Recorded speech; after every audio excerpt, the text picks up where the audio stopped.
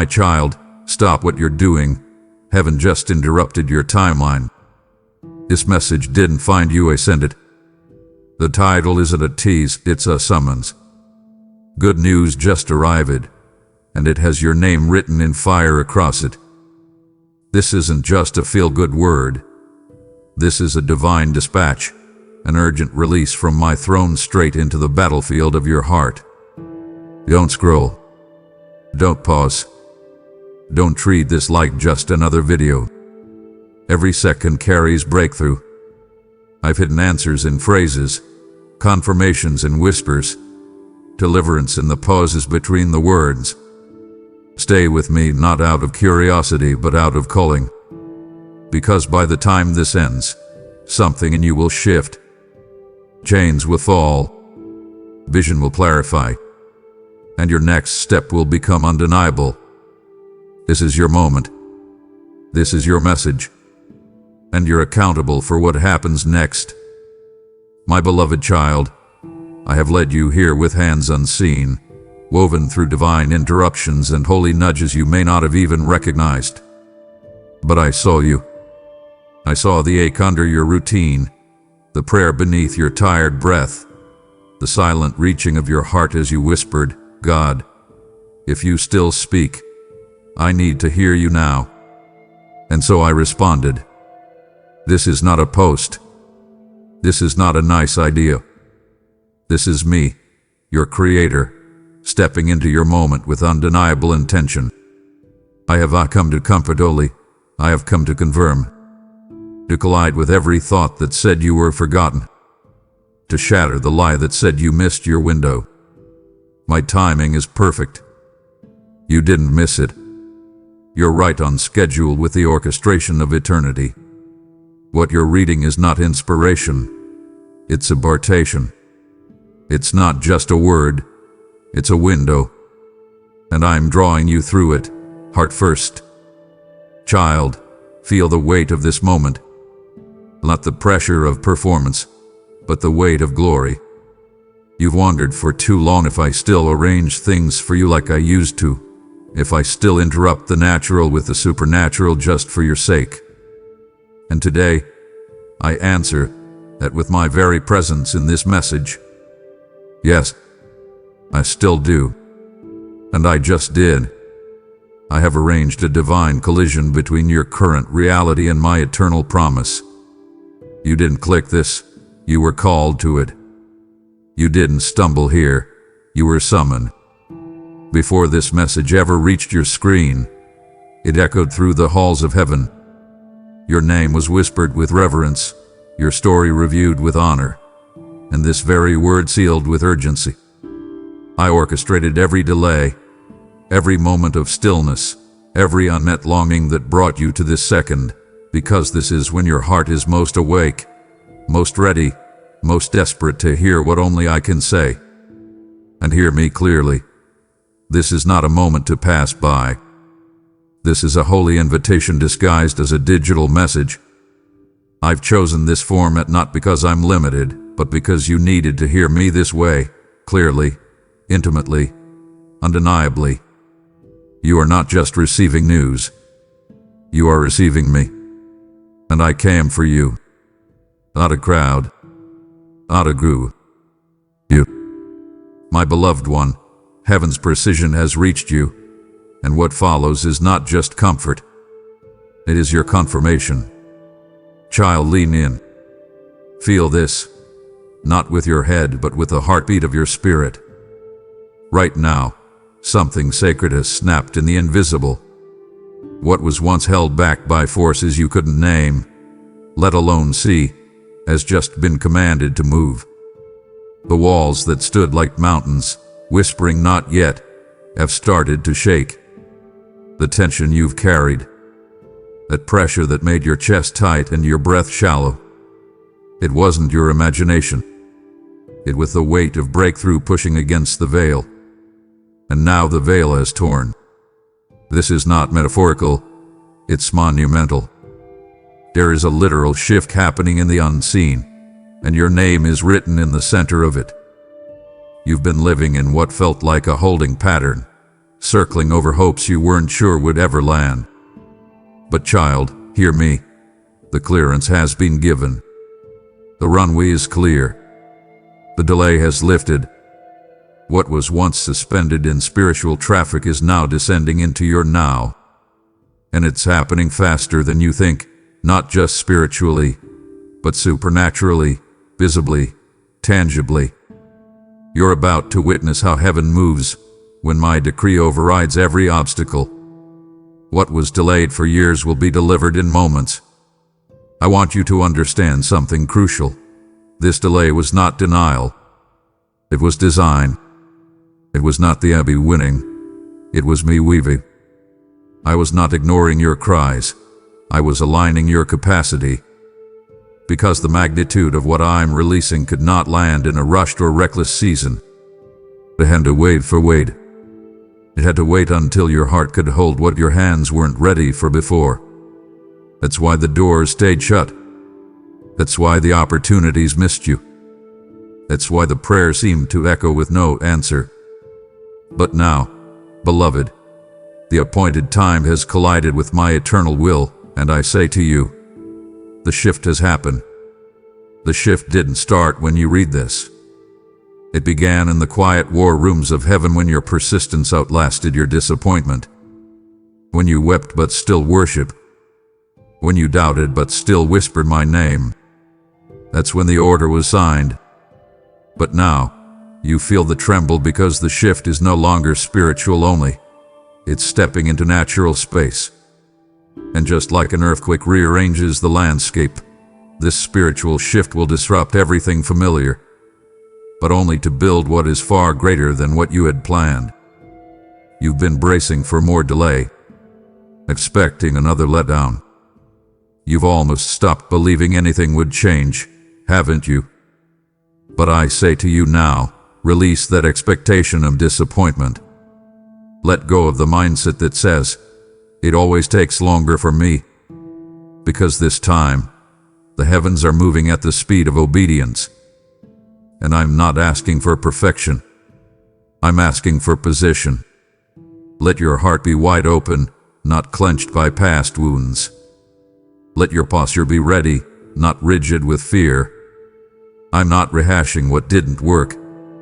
I'm releasing what couldn't come until now.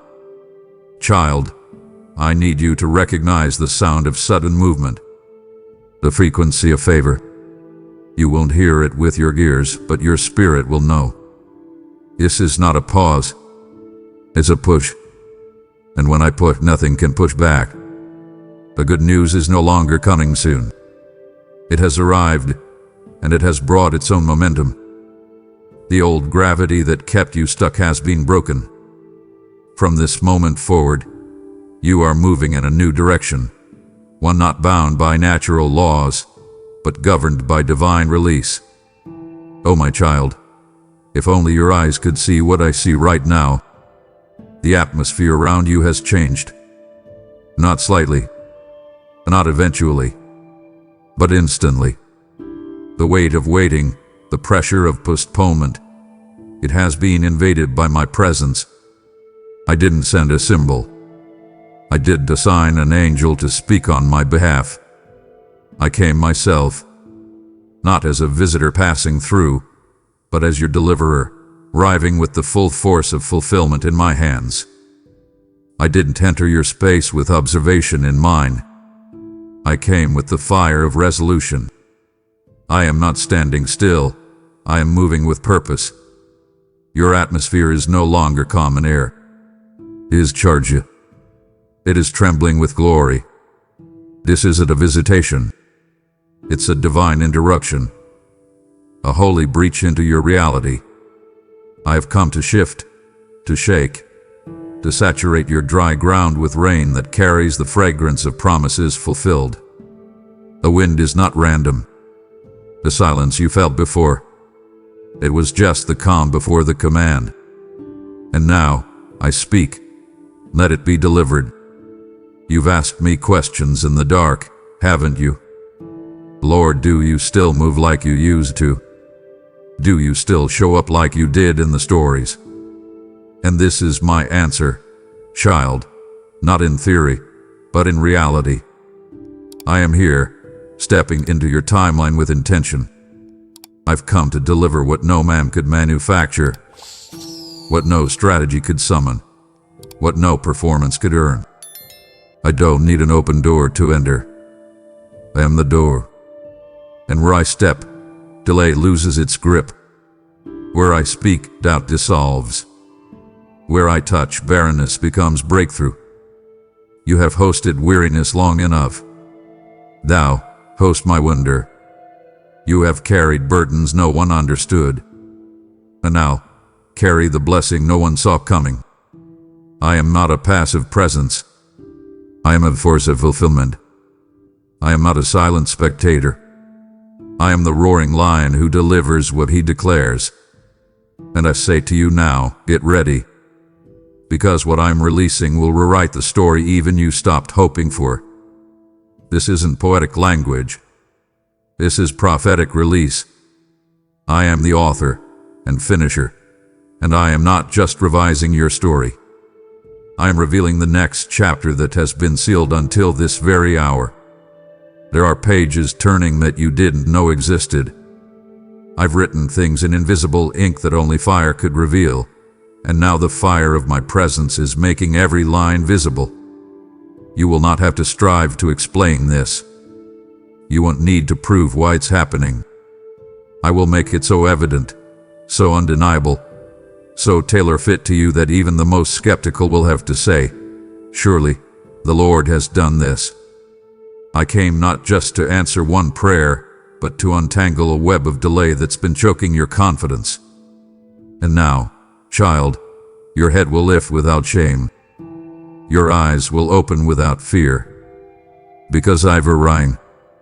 And when I arrive, I don't come empty-handed. I bring deliverance with design. I bring healing with speed. I bring answers with acceleration. Your atmosphere has been invaded, and I'm not leaving until every promise breathes again. My beloved, I know you've wondered. I know how many times you've tilted your head toward the heavens and whispered, "Where are you?" You've walked through stretches of time where my voice seemed quiet and my presence felt far, stretches where your prayers floated up like smoke, but nothing came down like rain. It felt like the sky above you was closed, like my throne room was silent, like the heavens held their breath and refused to answer. But child, I must tell you what truly happened. My silence was never indifference. It was never abandonment. It was not punishment. My silence was strategy. I was preparing not just your blessing, but you. The silence you experienced was not empty. It was heavy with divine orchestration. In the stillness where you feared I had forgotten you, I was building something so specific, so sacred, that words could not frame it yet. I didn't speak because I was too busy setting every variable in place with surgical precision. I was aligning people, softening hearts, rerouting interference, and cleansing the timelines you thought were stagnant. Silence to you felt like delay, but silence to me was setup. I wasn't quiet because I didn't care. I was quiet because I cared too much to speak too soon. You must understand this, child. When I prepare something that cannot be stolen, tampered with, or mislabeled, I do it in silence. My blessings draw the wrong attention. But what I've been doing for you in the quiet has been cloaked with heavenly camouflage. I kept your promise hidden, not because I didn't love you, but because I loved you too much to let it be attacked before it was ready. Your silent seasons were not failures. They were furnaces. I used the heat of unknowing to melt away your fear. I used the weight of waiting to strengthen the arms of your faith. What looked like a delay was divine development. Every unanswered prayer became soil where new discernment took root. Every moment of stillness was soil to your surrender.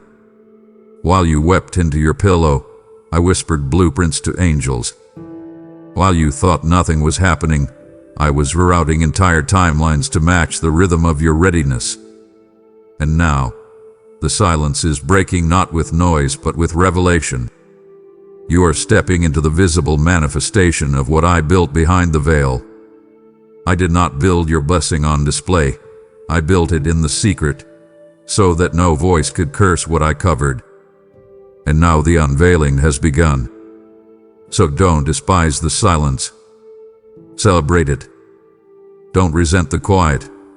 Reframe it. It wasn't heaven ignoring you. It was heaven insulating you.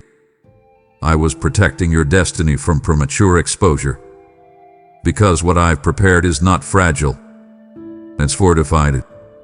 It's not paper thin. It's granite thick. You thought I wasn't speaking, but I was. Just not in ways your ear could catch. I was speaking through alignments, through shifts, through unease that moved you away from the wrong rooms and into proximity with my plans. And now, as the silence lifts, as my voice returns with thunder and tenderness, you will see what I see, that not 1 second was wasted, not 1 moment was void. Even when the heavens felt sealed, I was scripting a story no demon could edit. And now, child, the stillness breaks, and the delivery begins. Beloved, you've carried the ache of almost. You've lived in the tension between nearly and not yet. You've prayed for doors to open that remained locked, for dreams to live that seemed to die in your hands. The enemy whispered, God said no, and disappointment echoed it until it sounded true. But let me shatter that lie with the force of truth. What you called a delay was never denial. It was divine choreography. You were never disqualified. You were being positioned. I was not withholding the promise. I was refining its precision. Because I don't miss. I don't guess. I don't gamble with my glory. I aim with purpose, and I release with perfection.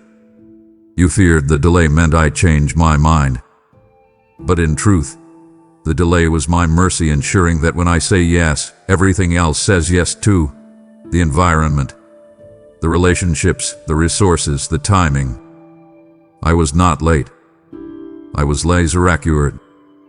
And the reason you felt tension so deeply is because your spirit sensed the pressure of something massive being drawn back like an arrow before release.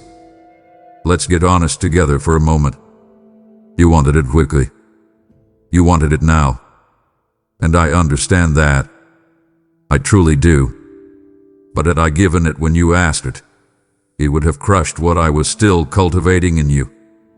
The blessing was ready, yes, but you were still absorbing the weight of what it would mean. Because, child, I never release anything that doesn't carry purpose. And with great purpose comes great treasure. What looked like me saying no was actually me saying, hold on, the wind isn't blowing in your favor yet. I don't throw seeds into storms. I plant them in seasons where they'll bloom without fear. That's why I waited. Not because I doubted you, but because I believed too deeply in what I placed inside you to let it emerge too early. I sharpened your patience, not to frustrate you, but to stretch your capacity. I trained your trust, not to punish you, but to prepare your hands to hold what can't be held casually. You see delay as distance. I see it as destiny. Now listen, because this next part is holy. The breakthrough I'm sending didn't get lost in the mail. It wasn't stolen. It was stored. Stored in a vault with your name etched into eternity. And now that vault hath been unlocked. What's coming will not arrive in fragments. It will arrive in full. You won't have to piece together provision. You won't have to stretch scraps into solutions. This isn't a partial answer. This is a full circle moment. You won't just be blessed, you'll be aligned. You won't just receive, you will recognize. Because when my timing lands, it lands with unmistakable peace. The kind of peace that makes no sense to the natural mind. The kind of peace that silences every inner critic, every outer doubter, and every demonic lie that tried to convince you that you were forgotten. And here's the part that will leave you breathless. It will look like it happened overnight, but heaven knows how long it's been forming. You're not getting leftovers. You're getting legacy. You're not receiving a favor. You're receiving fulfillment. So, no more questioning my heart based on the clock.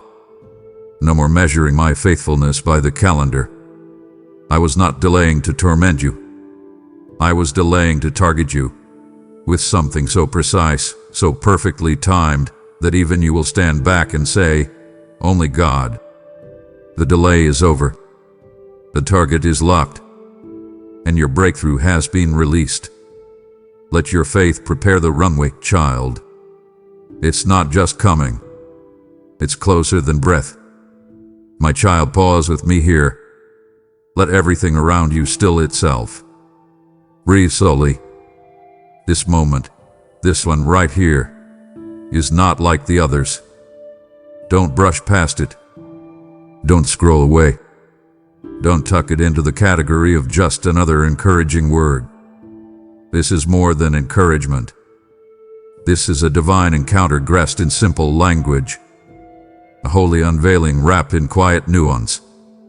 You see, most people expect me to speak through thunder, to move with earthquakes, to announce myself with shaking skies and flaming clouds.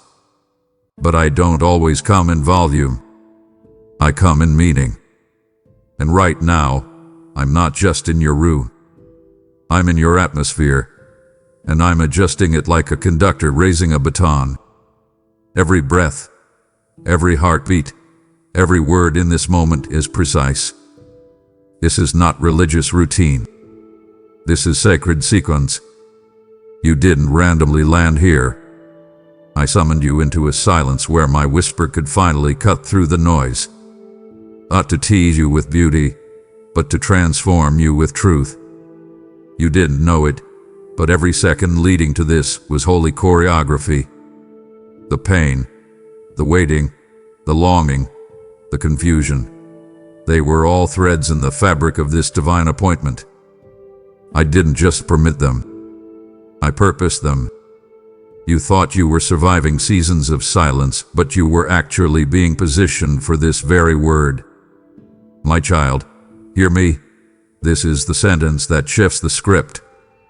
The conversation that reclaims what was nearly lost. This moment is not decorative. It is directive. It has assignment etched into it.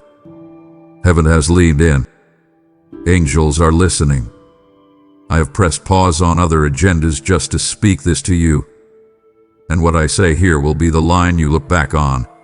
The moment when something broke in the spirit, and light flooded where fear had grown thick. This is the kind of moment that separates yesterday's struggle from tomorrow's strategy. I'm not exaggerating. I'm unveiling. And I want you to see it not with physical eyes, but with spiritual perception sharpened by your hunger. Because your hunger is holy to me. Your ache has value. I respond to desperation wrapped in surrender. So don't treat this lightly.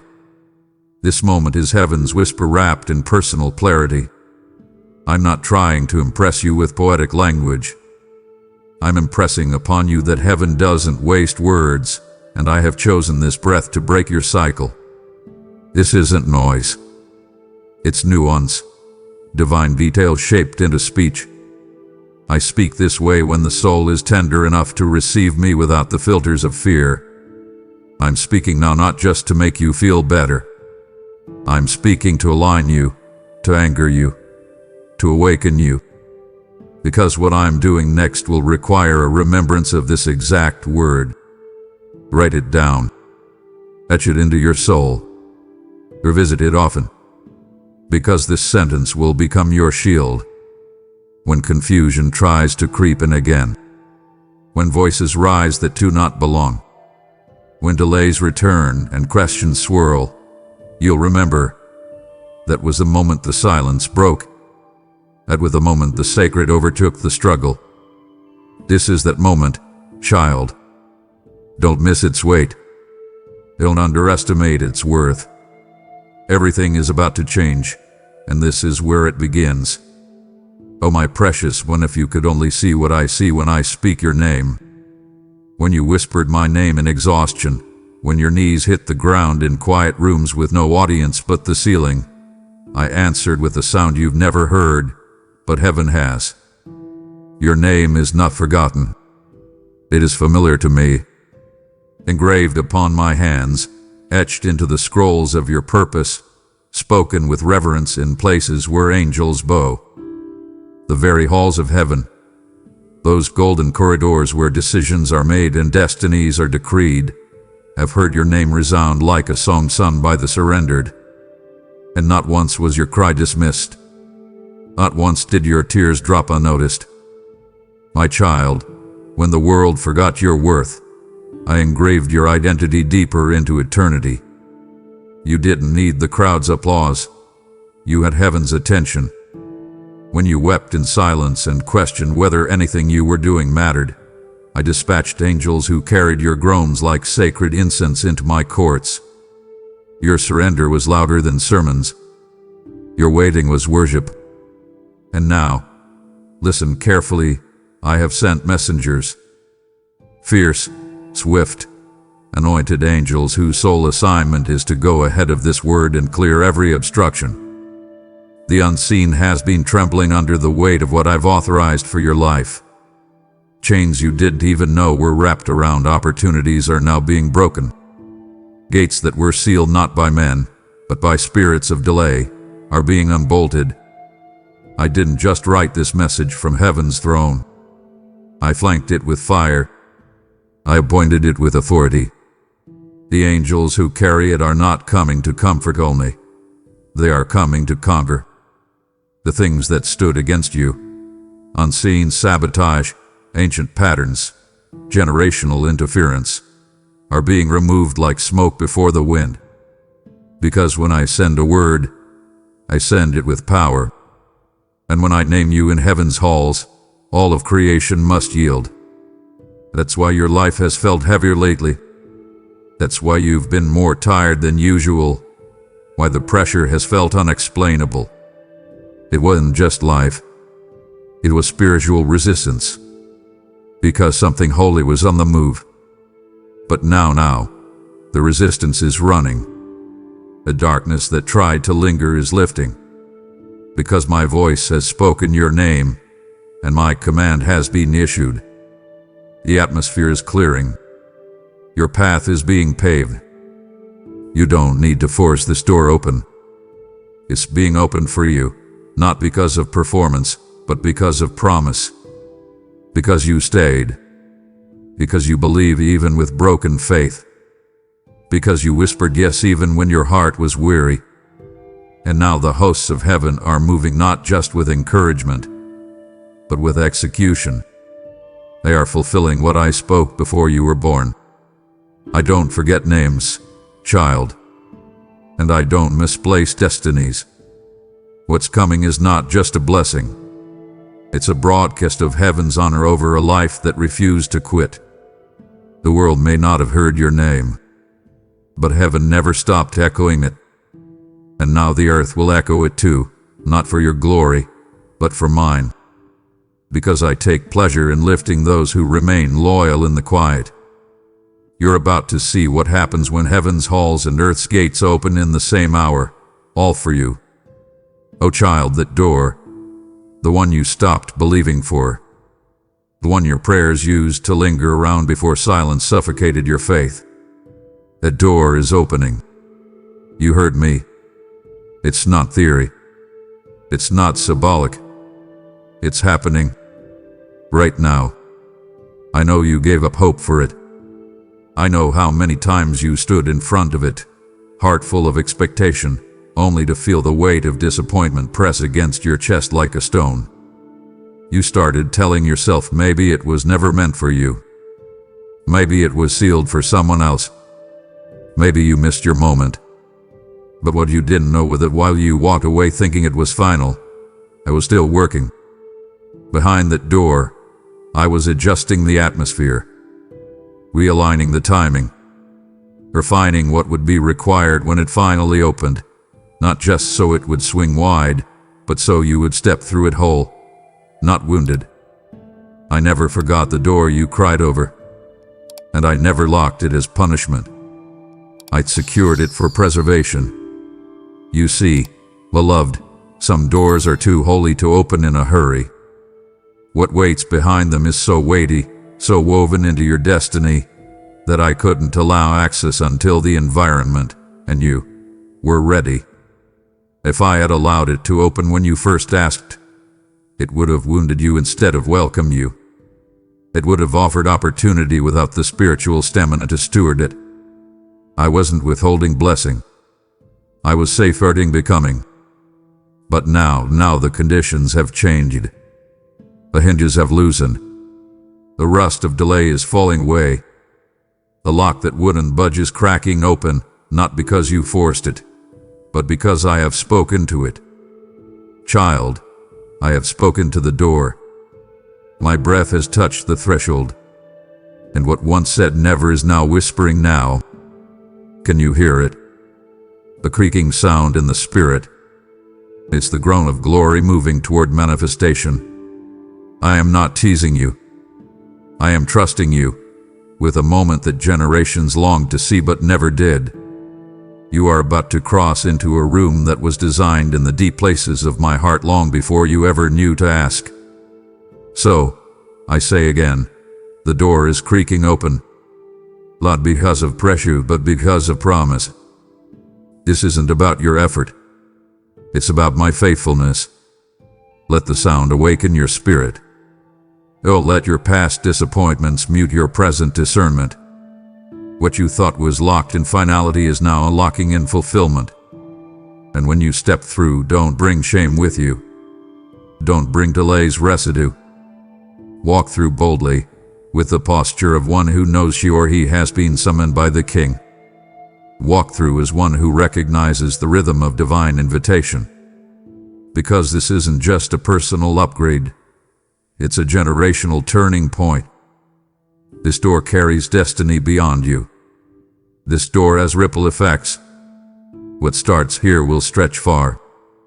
That's why the creaking is happening slowly, because when I open something sacred, I don't throw it. I unveil it. Slowly, precisely, prophetically. Tow it ready. Dust off the vision. Check off the fear. And prepare to walk through what you once wept over. This door didn't forget you. It was just waiting for your yes to mature. Child, can we talk honestly for a moment? How many times have you checked for updates from me, hoping for a sign, only to walk away empty-handed? You waited for the package of promise to show up like the others you've seen celebrated, posted, praised.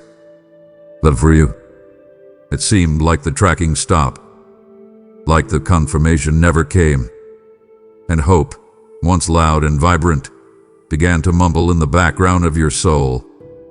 You didn't stop believing entirely, but you did start bracing yourself for disappointment. You told yourself not to get your hopes up, not to expect too much, just in case it doesn't come again. But child, this word is not another update. This is not a delay notice. This is not another divine processing message. This is the knock. This is the delivery. The thing you thought was forever stuck in transition has now touched down in manifestation. It has arrived, and it carries evidence that I never forgot, never fumbled, never lost track of your name or your need. This package wasn't lost in spiritual traffic. It was protected. And now it's in your atmosphere, knocking. You're not imagining it. That pressure in your chest, that stirring in your belly, that quickening in your thoughts. It's not anxiety. It's arrival. The rumbling you feel is the sound of fulfillment asking permission to enter. What I've sent cannot be intercepted. It's marked with divine sealant, and no counterfeit can mimic it. You won't have to guess if it's from me. The signature will be unmistakable. The wrapping will carry the scent of my presence. And what's inside, oh child, what's inside, will reach into the deepest ache you stop trying to explain to others. This isn't surface-level blessing. This is soul-deep repair. This is legacy-level outpouring. This is the moment your private ache meets public arrival. And hear me clearly. You don't need to earn it. You don't need to fix yourself up for it. You don't need to perform to receive it. All I need is your yes. All I need is your openness. Because what I'm delivering isn't fragile. It's fortified. It's built to withstand the weight of what it will unlock. This is not a teaser. It's a transfer. You don't have to chase it. It came to you. This package has walked through fire to get to your doorstep. And it didn't just carry gifts. It carries proof. Proof that I saw the nights you sowed in tears. Proof that I recorded every moment you worshipped while waiting. Proof that I valued the whispered prayers more than platform praise. You didn't need the crowd to clap. You needed heaven to confirm. And now I am confirming. Not with a trickle. With a torrent. Not with a pat on the back. With a prophetic invasion. This delivery is not a coincidence. It is covenant.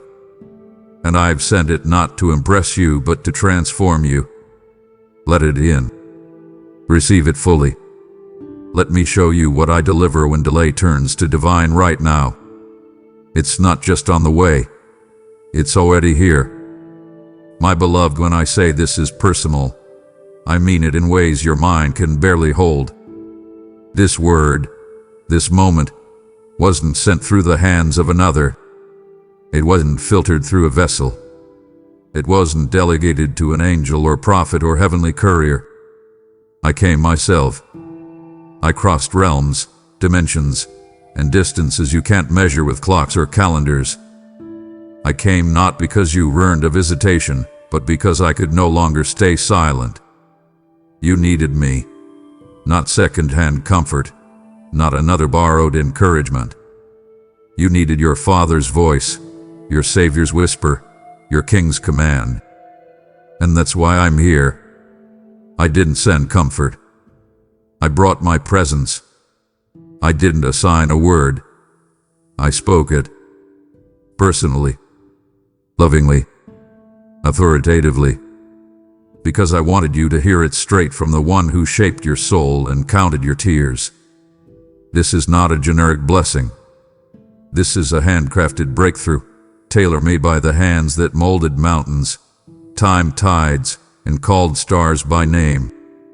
And now I'm calling you. I could have spoken this through another, but I didn't want anything to be lost in translation. I didn't want even a syllable of this moment to be diluted. That's how much you mean to me. I've heard your cries, not just the ones that echoed in rooms, but the ones you never voiced out loud. The ones you buried. The ones that only came in sighs, groans, and silent ache. And because I heard those groans, I knew nothing short of myself would be enough. I came not just to answer. I came to witness. I came to look you in the soul and say, I saw it all. I was there the whole time. I never left, not once. Even when your faith flickered. Even when your hope collapsed under disappointment. Even when you stopped asking because asking felt too painful, I stayed. I remained in the room even when you assumed I had walked out. And now, I've chosen this moment, this very one, to make my nearness undeniable. To prove that I don't just send help. I am the help. And listen to me now, because this is where it turns. What I came to deliver can't be counterfeited. No one else can claim it. No one else can take credit for it.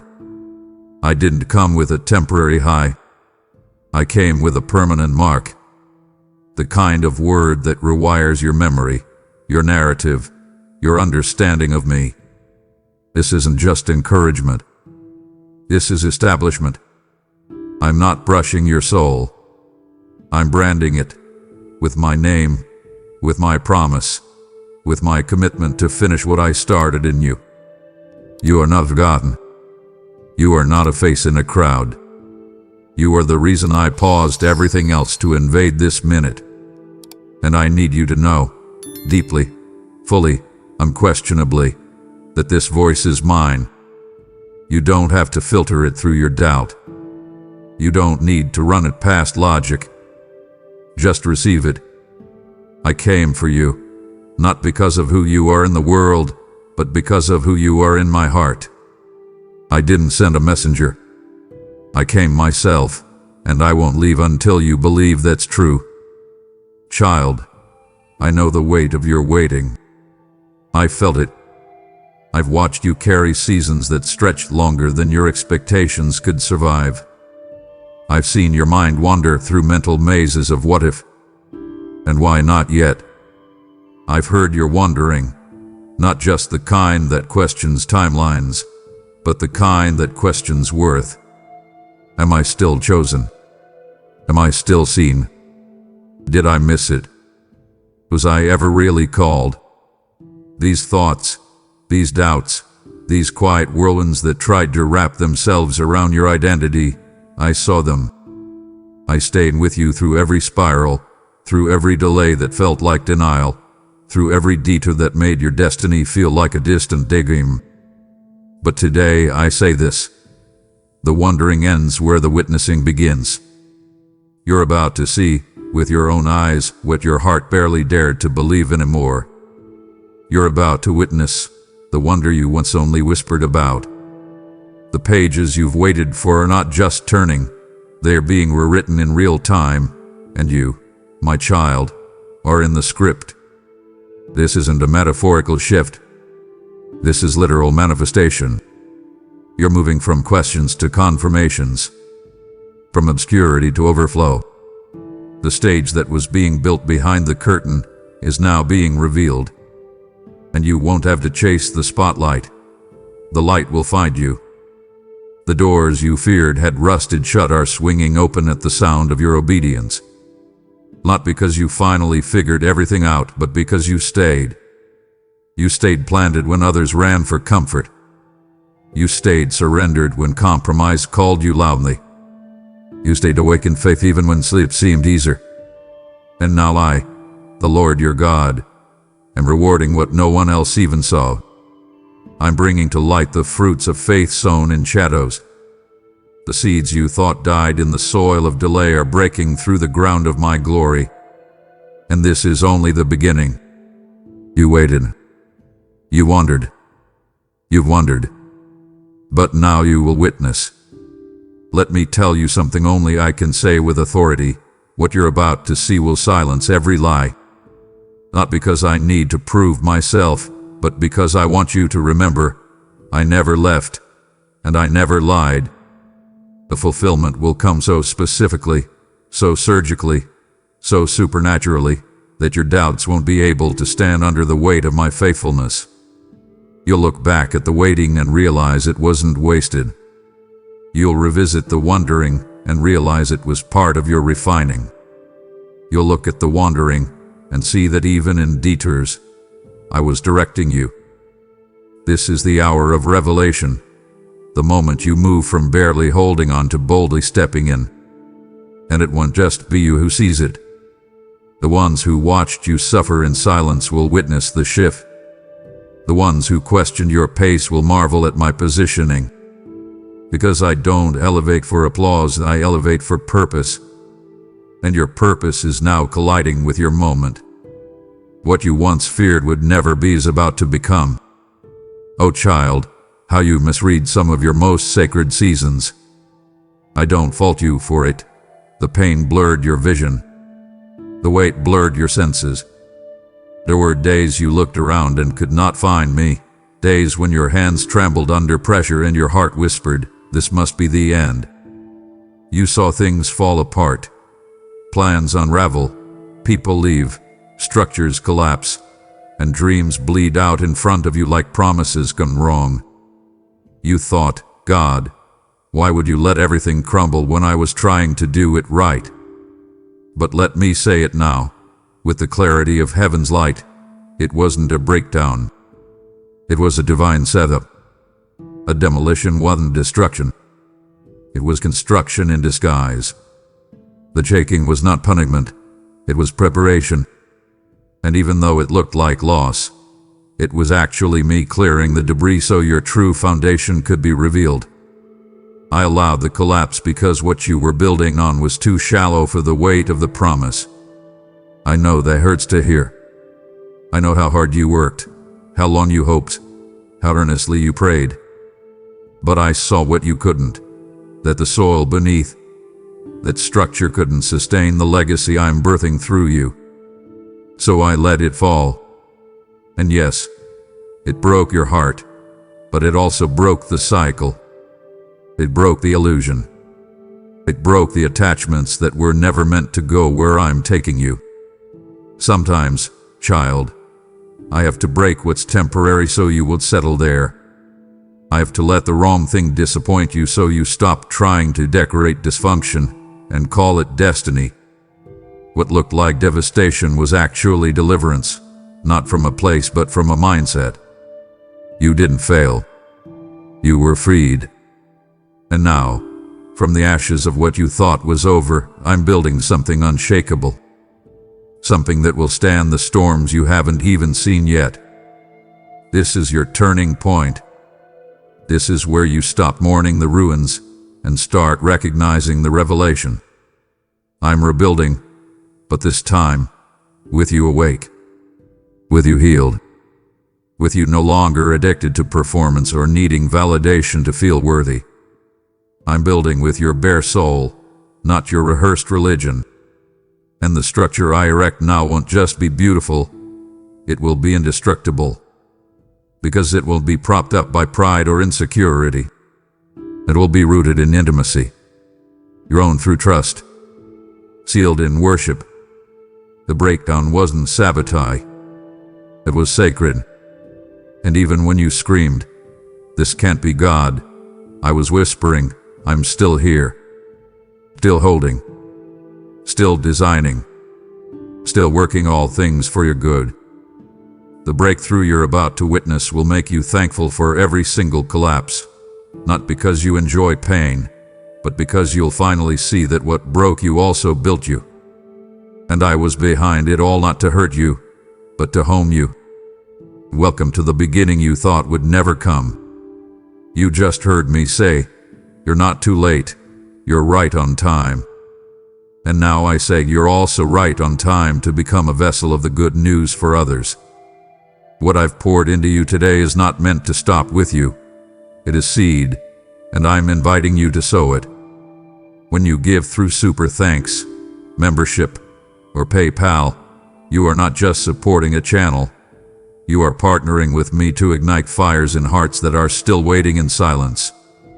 I will bless those who bless what I breathe through, for it is written, "He who refreshes others will himself be refreshed." Proverbs 11:25. I'm watching who waters my word. I'm marking those who move when I speak. This is your moment. Don't delay. Open what's in your hand, and I will open what's in mine. So now, beloved, don't let anyone lie to you about what moves me. It's not loud songs or long speeches. It's not flawless performance or polished faith. It's you. It's your tears on the pillow at 2 a.m. It's the whispered "Help me, Lord," that never made it to a journal or a post. It's the ache in your chest when you watch others celebrate victories you're still begging for. That moves me. That is worship. Not because it's pretty, but because it's real. I see every tear not as weakness, but as incense. I gather them, yes, gather them, like priceless treasure. I collect your cries. I weigh them. I bottle them. I record them. They've not forgotten in heaven. They are accounted for in eternity. You've never wept alone, even when the room was empty. Even when your pain did have language, your soul spoke fluent worship, and I received every wordless groan as holy offering. You've wondered if I even noticed. You've asked, does this ache count if I can't sing right now? If I'm not strong right now? Oh child, it counts more. Your pain-born prayers echo louder than rehearsed declarations. The rawness of your sorrow is sacred to me. When others skip past you, assuming you were fine, I leaned closer. I watched you show up when your heart was barely stitched together. I saw you keep walking when quitting would have been easier. And every one of those moments became music to my heart. Your ache was never in vain. I've been tracking every tremble in your voice. I've held your face in unseen hands every time you said, God, I don't know how much more I can take. And I want you to hear this now. I have never turned away. Not once. Even when you couldn't feel me. Even when your faith felt too fractured to speak. I was closer than your breath. And now I'm responding. Not out of pity, but out of promise. I'm releasing a wave of restoration that matches the weight of your private worship. And no, not everyone will understand. That's okay. They weren't there for your midnights. But I was. And I reward what I witness. Your tears are currency in my kingdom. Your ache is holy. And the joy I'm about to pour out isn't random. It's measured. Measured against every moment you held on in the dark. You're not just about to be comforted. You're about to be crowned. With joy, with peace, with beauty that rises from the ashes of what once was. The prayers you thought hit the ceiling. They pierced heaven. And I'm answering them with clarity, speed, and abundance. You haven't missed a thing. Every ache counted. Every prayer reached me. And every tear is turning now, not into trauma but into testimony. Child, listen to me, and let this truth undo the lies that have tried to bury you. What I preserved for you has not expired. It has not been transferred to someone more qualified. It has not been rerouted because of your delay or missteps. It has not aged out of reach. What I set aside for you was sealed in eternity, immune to time, untouched by human interference, unshaken by your moments of doubt. I am the God who does not recycle destinies. I tailor, I design, I preserve. And what I've stored for you is as fresh today as the moment I spoke it over your life. I didn't hand it off while you were struggling. I didn't give it away when you questioned me. In fact, I hid it deeper. I kept it in the folds of time, where moth and rust and regret could not reach it. I wrapped it in layers of mercy and encoded it with your identity, so no one else could unlock it but you, at the appointed time. And my child, the time has come. You feared you missed it. You feared you wasted too many years, chose the wrong path, said yes to the wrong voices. You've wondered if what you once dreamed was only meant for a younger version of you. But I tell you now, age does not revoke anointing. Delay does not dissolve destiny. I am the keeper of time, and I bend it at will to fit the architecture of my plan. I don't adjust your purpose to fit a clock. I adjust the clock to fit your purpose. And what I've preserved for you hasn't grown stale. It's been ripening in the soil of delay, absorbing the nutrients of everything you've endured. Every scar has added flavor. Every disappointment has added depth. And now, the fruit is full. Ready. Not because you forced it, but because you were faithful, even when faithfulness felt like survival. And now, what I protected for you is not only being revealed, it's being delivered. The blessing is not rushing to catch up. It has arrived right on time. And child, let me say this clearly. No one can take what I've preserved for you. Not the enemy. Not the delay. Not the people who misunderstood your calling. not even you, in your worst moment. I didn't base the preservation of this promise on your perfection. I based it on my love, my covenant, my unshakable, unstoppable commitment to finish what I started. That's why I didn't remove it when you got weary. That's why I didn't reroute it when you got distracted.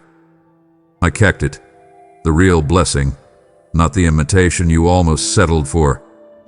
And now, as I open this vault and unveil what's been waiting, I say to you, prepare to be stunned. This is not the consolation prize. This is the crown. This is not second best. This is exactly what your spirit has been aching for, even when your words couldn't express it.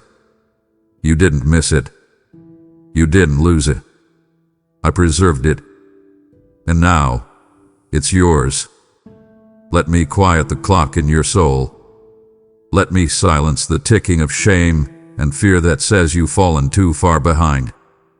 I know the way time has tormented you, how it's whispered in your ear that you're too old, too delayed, too far off schedule to fulfill what you were born for. But I, the Lord your God, do not speak through the voice of fear. And I tell you now, you are not behind. You are not late. You are not the exception to my promise. You are not a Dieter story. You are not playing catch-up. You are not damaged goods trying to fake your way into favor. You, my child, are exactly where I knew you'd be at this hour, and you are right on time for the divine sequence I am unleashing now. The world may measure progress with milestones and timelines, but I operate in kairos, holy timing, appointed moments, supernatural intersections. And guess what? You're in one. Right now. You haven't missed your moment. You've arrived at it. And the pressure you felt lately, that wasn't punishment. It was propulsion. The discomfort, the stretching, the holy agitation, it was me pulling you into place.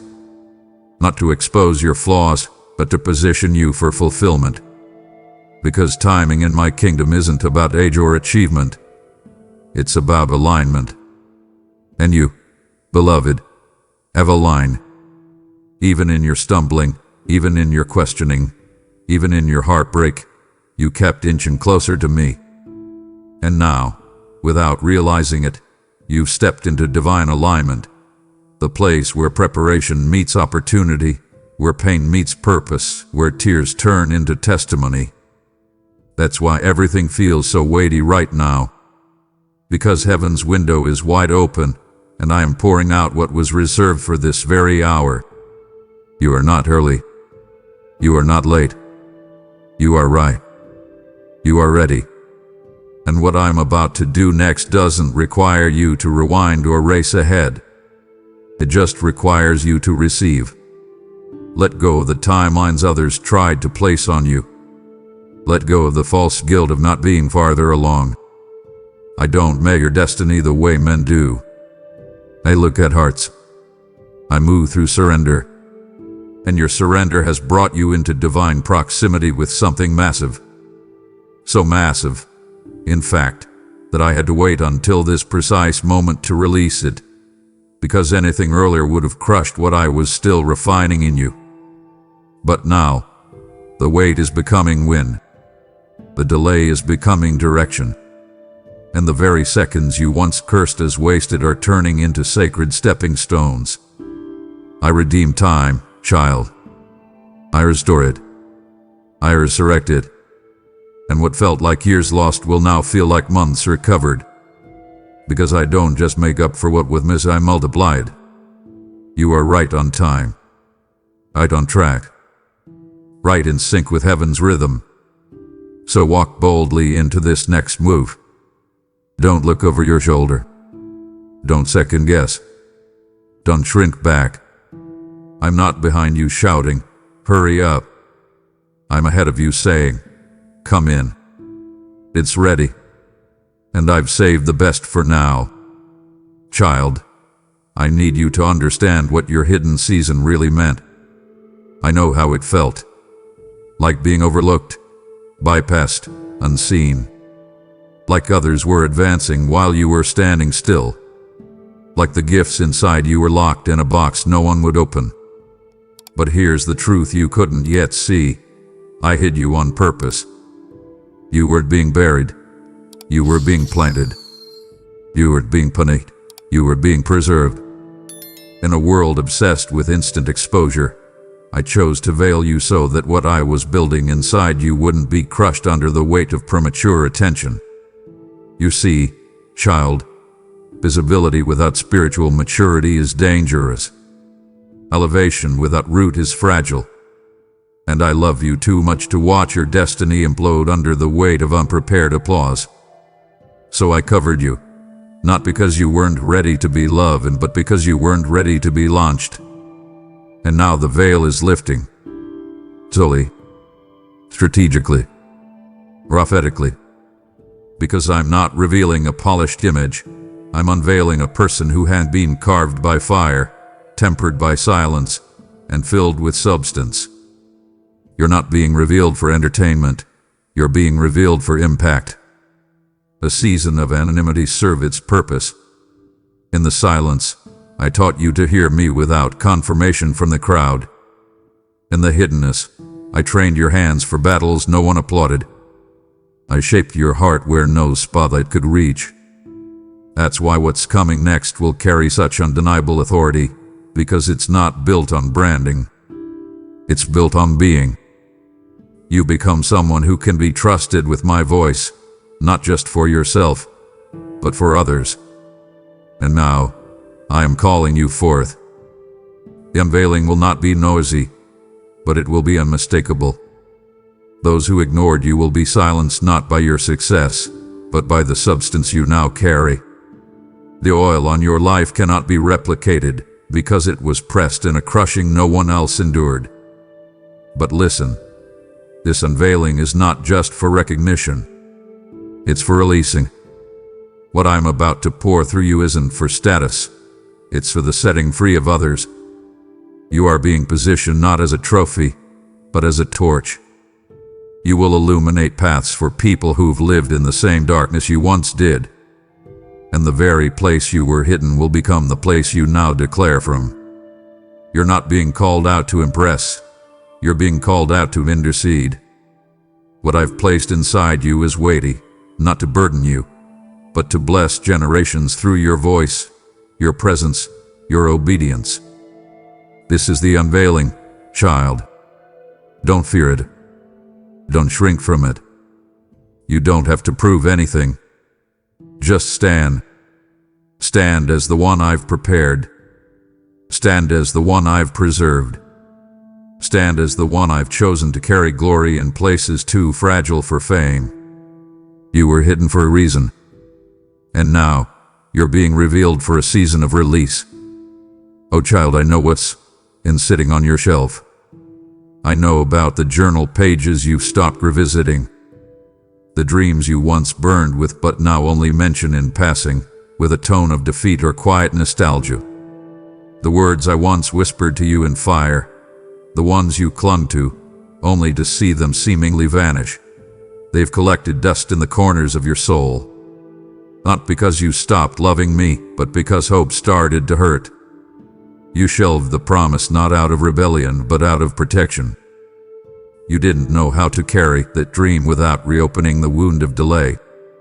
So you wrapped it in silence and tried to focus on what was right in front of you. And still, child, I was watching. Not judging you, not disappointed in you, just waiting. Waiting for the perfect moment to walk into that inner room of your heart, brush away the dust, and say, it's time. And that moment is now. You're not crazy for remembering those dreams. You're not being unrealistic. You're not chasing shadows. The promises I gave you were not fantasy. They were for us. And the reason they never let go of you is because I never let go of them. I didn't retract my word. I preserved it. I didn't cancel your assignment. I cocooned it. Because what I promised, I intend to fulfill, Not partially, not metaphorically, but literally. I know how long it's been. I know how many cycles have come and gone.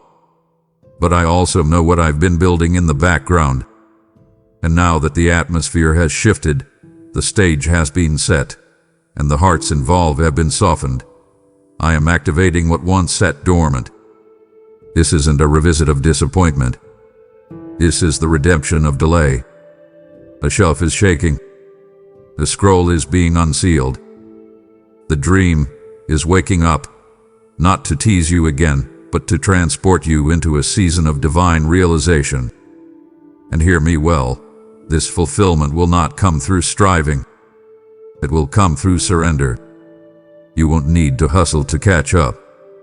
You won't need to beg for opportunity. What's coming is drawn to you.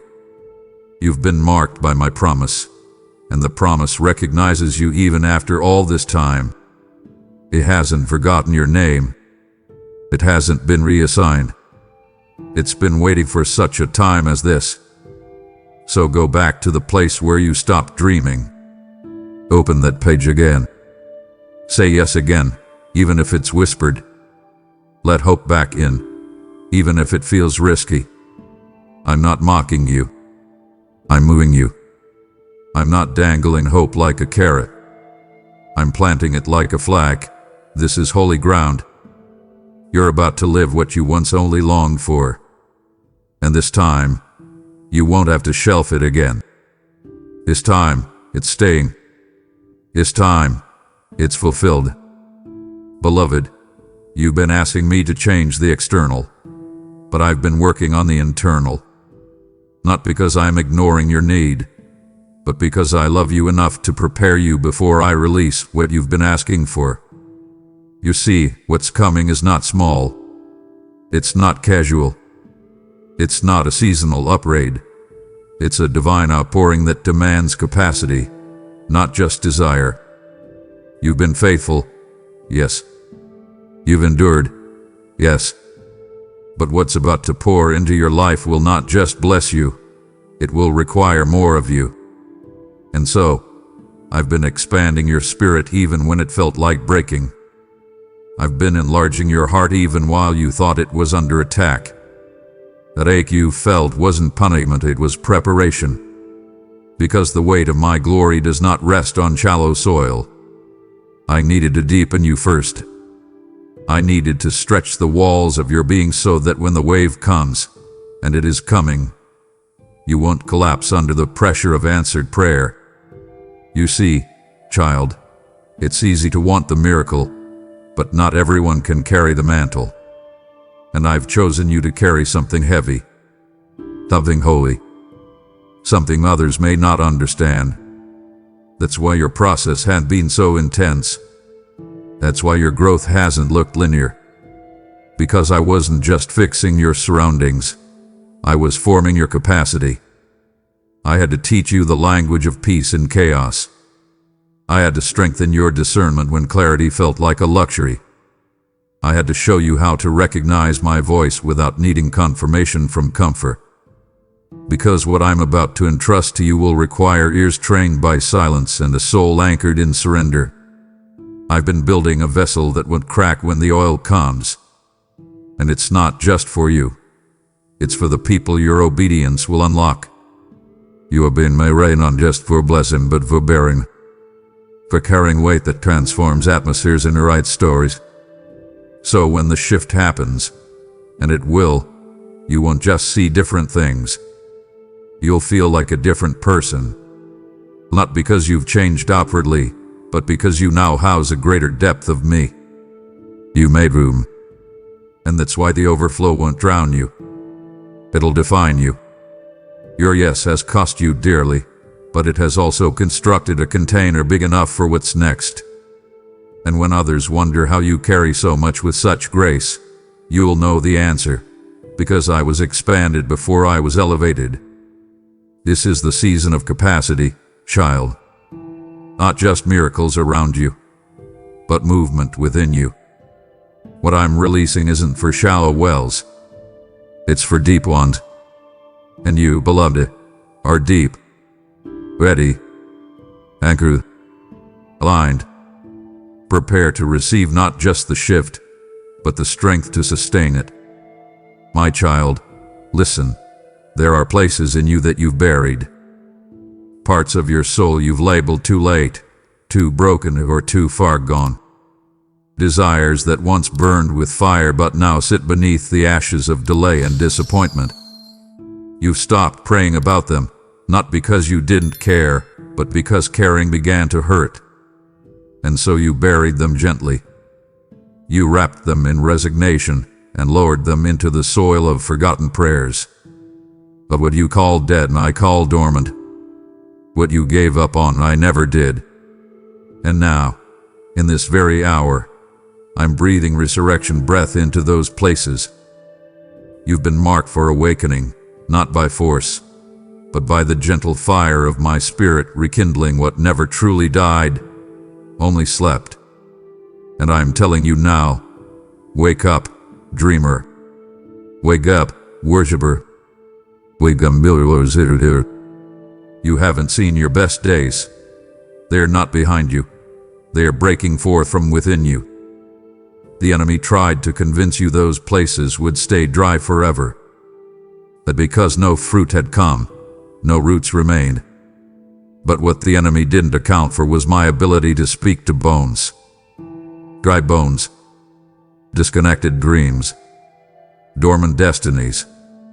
When I speak, they respond. And I'm speaking now. I'm calling out what you thought was lost in the wastelands of waiting. I'm reaching into the very places where your tears soaked the soil, and I'm causing life to break through. A dream you shelved is stirring. The passion you buried, it's rising. The confidence that once lived in your eyes but dimmed over time, I'm restoring it, not with hype, but with holy fire. This awakening will not be shallow or emotional. It will be deep, cellular, and undeniable. You'll feel it in your posture, in your language, in your decisions. You'll feel it not as pressure, but as presence, because it's me, coming alive in places where you thought you'd only know numbness. And let me tell you this, when you start to feel things again, don't run. When passion rises again, don't question it. When hunger returns, lean in. I'm not teasing you. I'm reviving you. I'm bringing you back to the you I first formed, before fear came, before comparison stole your clarity, before life dulled your wonder. I'm reactivating gifts, resurrecting longings, recommissioning assignments you thought were canceled. Because, child, it's not over. I am not done with you. And the very area you tried to protect yourself from, the one you no longer speak about, will become the fountain of fresh oil in this next season. You will weep again, but this time not from sorrow. You'll weep because the water returned to a land you called forsaken. And as you awaken, so will everything around you. Your voice will carry weight again. Your presence will shift rooms again. Not because you fought your way back, but because I never stopped fighting for you. The dormant is stirring. The dry places are raining. And you, my love, are waking up, finally, into everything I always intended you to be. Oh child, you've been interpreting the contractions as calm. You've mistaken the intensity for attack. I don't blame you. It's been painful. You felt pressed from every side, confused by the timing, overwhelmed by the emotional weight. You've cried out, "Why is it so hard, Lord? Why does it feel like I'm under siege?" But I tell you now, this wasn't punishment.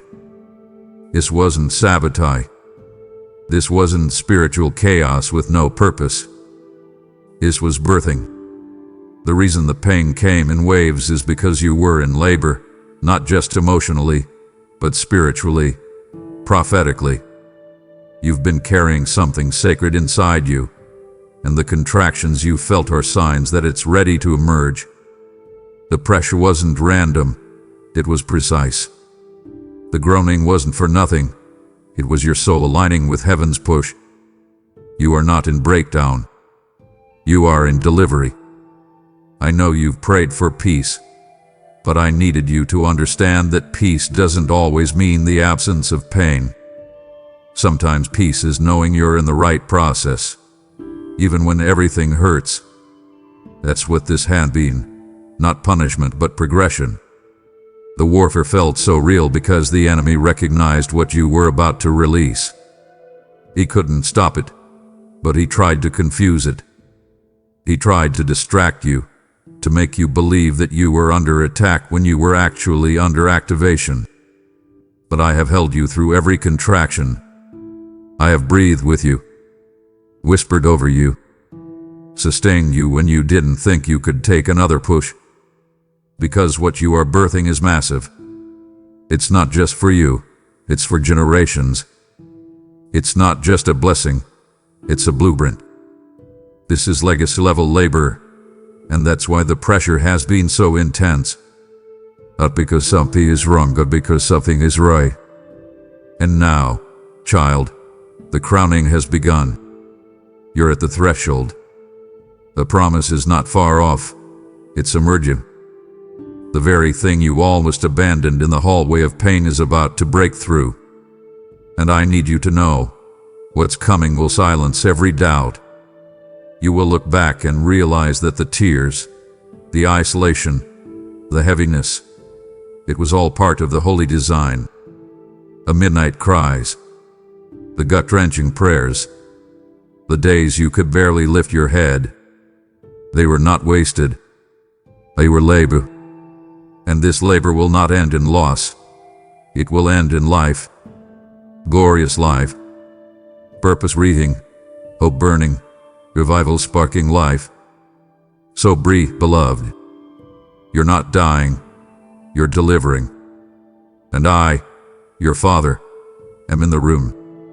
I am the midwife, the comforter, the strength. And I will not let this moment pass without fulfillment. You fought long enough. Now it's time to birth what I put inside you from the beginning.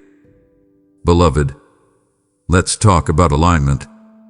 You've walked with people who didn't see you, stood in rooms that didn't honor you, poured into spaces that never reciprocated. You've stayed loyal to relationships out of love, even when those connections drained more than they gave. And while I saw your faithfulness, I also saw your weariness. You've asked, where are the ones who see me the way you see me, Lord? Where are the people I don't have to shrink around? And today, I answer you clearly. They are coming. I am orchestrating divine connections that go beyond compatibility. They carry covenant. These are not acquaintances. These are assignments. Sent by my spirit, marked by my presence, aligned with your next dimension. Because what's ahead requires more than agreement. It requires acceleration. And I am sending people who will not only walk beside you, but help launch what's inside you. You've had to survive in places where you weren't celebrated, only tolerated. But now I'm shifting your atmosphere. I'm moving you into circles where you are seen prophetically, not just publicly. Where your voice is not just heard, it is honored. Where your heart is understood without explanation. These connections will not feel like striving. They will feel like home. Because I'm not sending them based on your current status, I'm sending them based on your calling. And I know what you need. You need people who pray like you do. People who dream like you do. People who believe not only in your anointing but in your healing. People who are not threatened by your growth, but committed to your journey. I'm sending them. And when they arrive, you won't have to audition. You won't have to translate your tears. You just know. Because spirit recognizes spirit. And what I've placed in them will resonate with what I've hidden in you. And here's what's even more important. These divine connections aren't just for comfort. They are for kingdom purpose. When you link arms with the right ones, delay breaks. When you speak with the right ones, revelation flows. When you build with the right ones, heaven backs it. I'm not giving you friends. I'm giving you forces. Intercessor, builders, prophetic voices, kingdom architects, the kind who don't just support, they ignite. These relationships will move you forward, not keep you stagnant. Because I've already cut the cords of those who were only meant for your last season. You don't need to beg for alignment. You need to prepare for acceleration. And it starts here, with trust. Trust that I know how to bring the right people at the right time. Trust that what I'm building requires partnership. And trust that you are not too much, too intense, too spiritual. You are exactly enough for what I'm about to connect you to. So don't isolate. Don't shrink. Don't let old wounds block new bonds. I'm about to blow your mind with the who I send, because the what is already on the way. Get ready, child. The alignment is divine, and the acceleration will be unmistakable. My child, I see the places where your energy has been leaking, even when you did have language for it. I see the unseen burdens you've carried, the ones that never made it into prayers because you didn't want to sound ungrateful. You've been holding on to people, projects, and pressures that once felt purposeful but now they just feel heavy. There's been a quiet fatigue in you, not just physical, but spiritual. A weariness that clings to your mornings and follows you into the night. You've tried to press through, tried to smile, tried to convince yourself it's just a season. But I, your God, am interrupting this moment to tell you that draining is not random. It's divine. Because what once fed you has begun to bleed you. And I love you too much to let you keep giving life to what's no longer aligned with it. I'm stepping in now, not to strip you, but to sift you. This is the moment where I begin to remove what no longer carries your name. Assignments that expired, relationships that reached their grace limit, habits that once helped but now hinder. I am not doing it to punish you. I'm doing it to prepare you. Because what I'm about to pour into you needs room. And I won't let what's draining you drown what I'm sending. I'm not just cleansing your surroundings. I'm cleansing your soul. I'm detoxing your desires. Resetting your rhythms. Reteaching you how to receive. You've spent so long pouring that you forgot what it feels like to be poured into. And child, this is the season I begin to fill you properly. With peace that doesn't require explanation. With joy that doesn't need an event. With clarity that pierces the fog. I'm restoring your internal reservoir, not through striving, but through surrender. Let me say this gently, but clearly. There are things I'm taking away that you will be tempted to mourn. But I need you to trust me. You won't miss what I remove, because I'm replacing it with what sustains. You won't grieve for long. In fact, you'll breathe deeper. You'll sleep better. You'll stand taller. Because when I remove what's draining, I rebuild what's divine. And child, what's divine in you is not weak. It's powerful. And it's been buried under false obligations and outdated assignments. Amor, I am cutting the cords. You will feel the shift. You'll feel lighter. There. Stronger. And when people ask you, what changed? You'll simply say, God emptied what was killing me and filled me with what was meant for me. Yes, it will feel like a loss, at first. But then it will feel like freedom. Because I'm not just giving you back energy. I'm giving you back you. I just told you. I'm removing what's been draining you. Not to leave you empty, but to fill you properly. And now I ask, will you let me use you to fill others? This is more than generosity. This is prophetic obedience. When you sow into this message, you are sowing into souls I'm already preparing to receive what you just heard. Every gift becomes manna in the wilderness, light in the shadows, and oil for those whose lamps are flickering low. I said, give, and it will be given to you. Pressed down, shaken together, running over. Luke 6:38. Do not underestimate your seed. Even a small act can trigger supernatural release. I am stirring your spirit now, not by pressure but by invitation. So don't hesitate. Glit willow. Give as I lead. Watch me multiply what leaves your hand with fire. Child of mine, I know how painful it's been to feel invisible, to be faithful, obedient, consistent, and still feel like your name is being skipped over. You celebrated others, prayed for others, rejoiced when others step into their moment. But deep down, you've wrestled with the silent question, when will it be my turn? You've wondered if I forgot, if I'd changed my mind, if your faithfulness somehow fell short of favor. But hear me now, I've never overlooked you. I've been reserving you. What I've prepared for you is not just any platform, any position, or any opportunity. It is sacred, and sacred things require separation. They require insulation. They require timing. I wasn't withholding recognition to punish you. I was hiding you to protect what I've placed in you. Because what you carry is not for everyone. Not every room can handle your oil. Not every circle can hold your truth. Not every platform can sustain the weight of your assignment.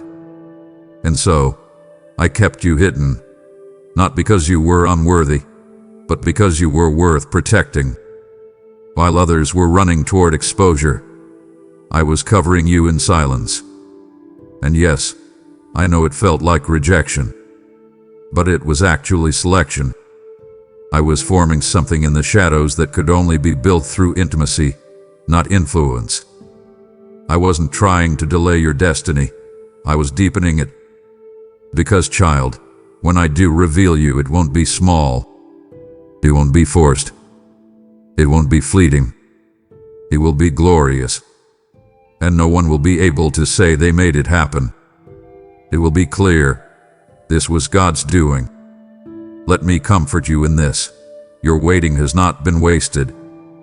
I have been watching, waiting, fighting. While you prayed in secret, I was planning in silence.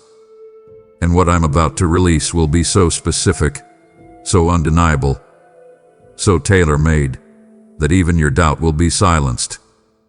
The ones who passed you over will see my hand on your life. The ones who couldn't recognize you will have to reintroduce themselves.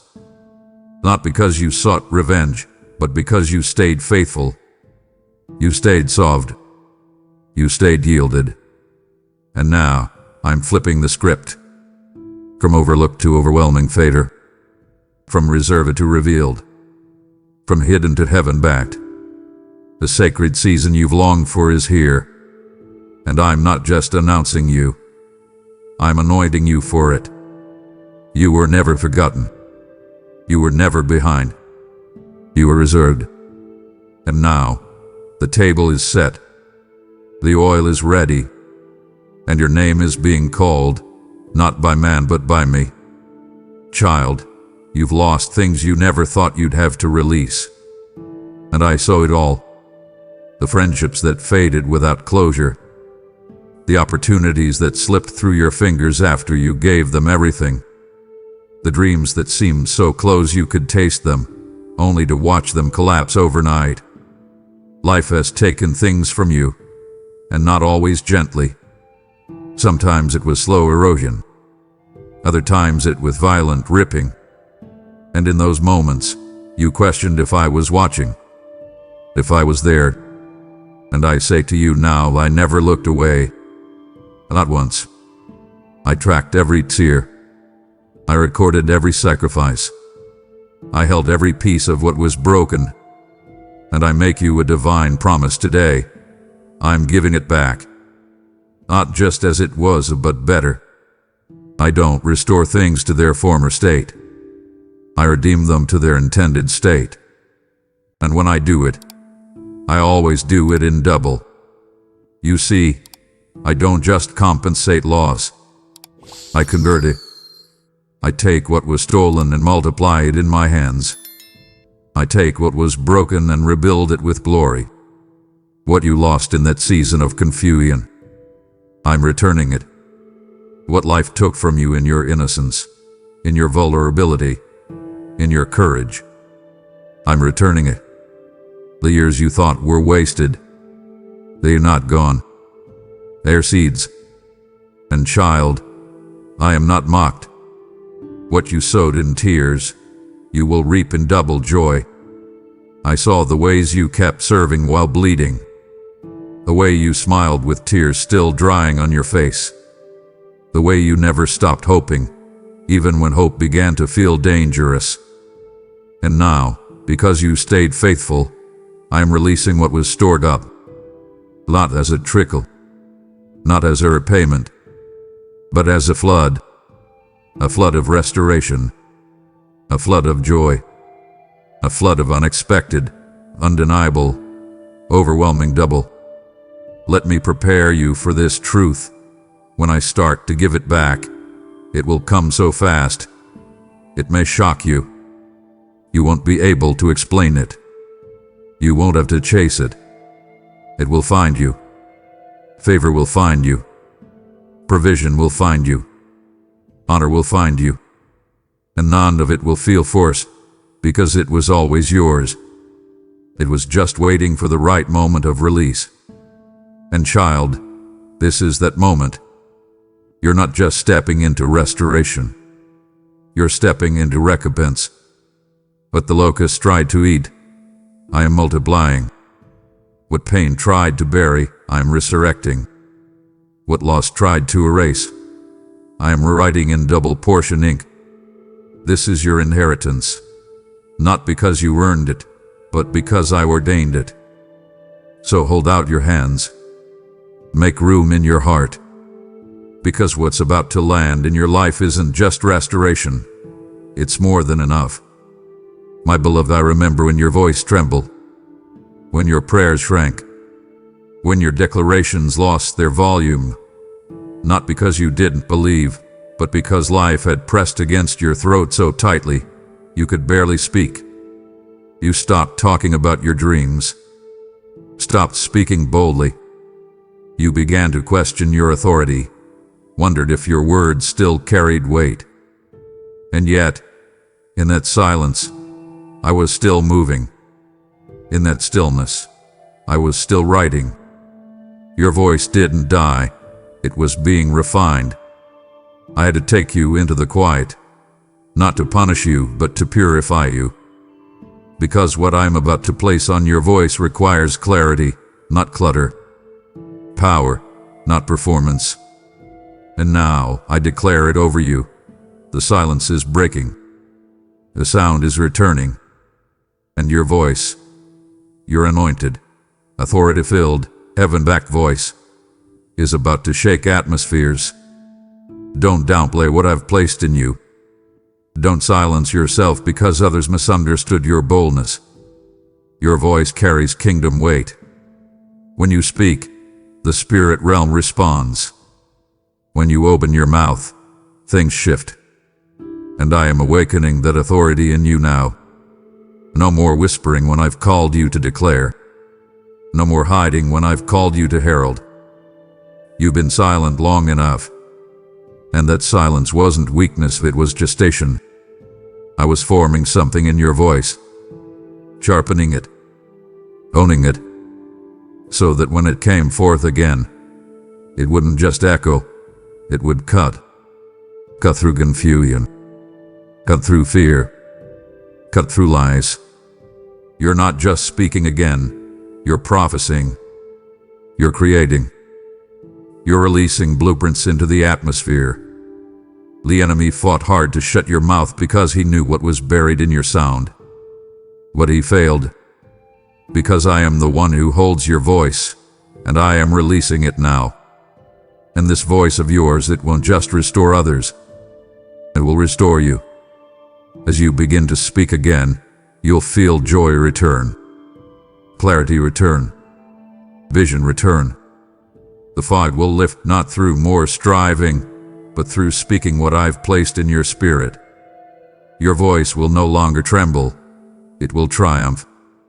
It will carry the sound of someone who's been through the fire and came out full of flame. Don't fear the volume of your breakthrough. Don't apologize for the strength of your testimony. You've been silent for a reason, but now you're being summoned.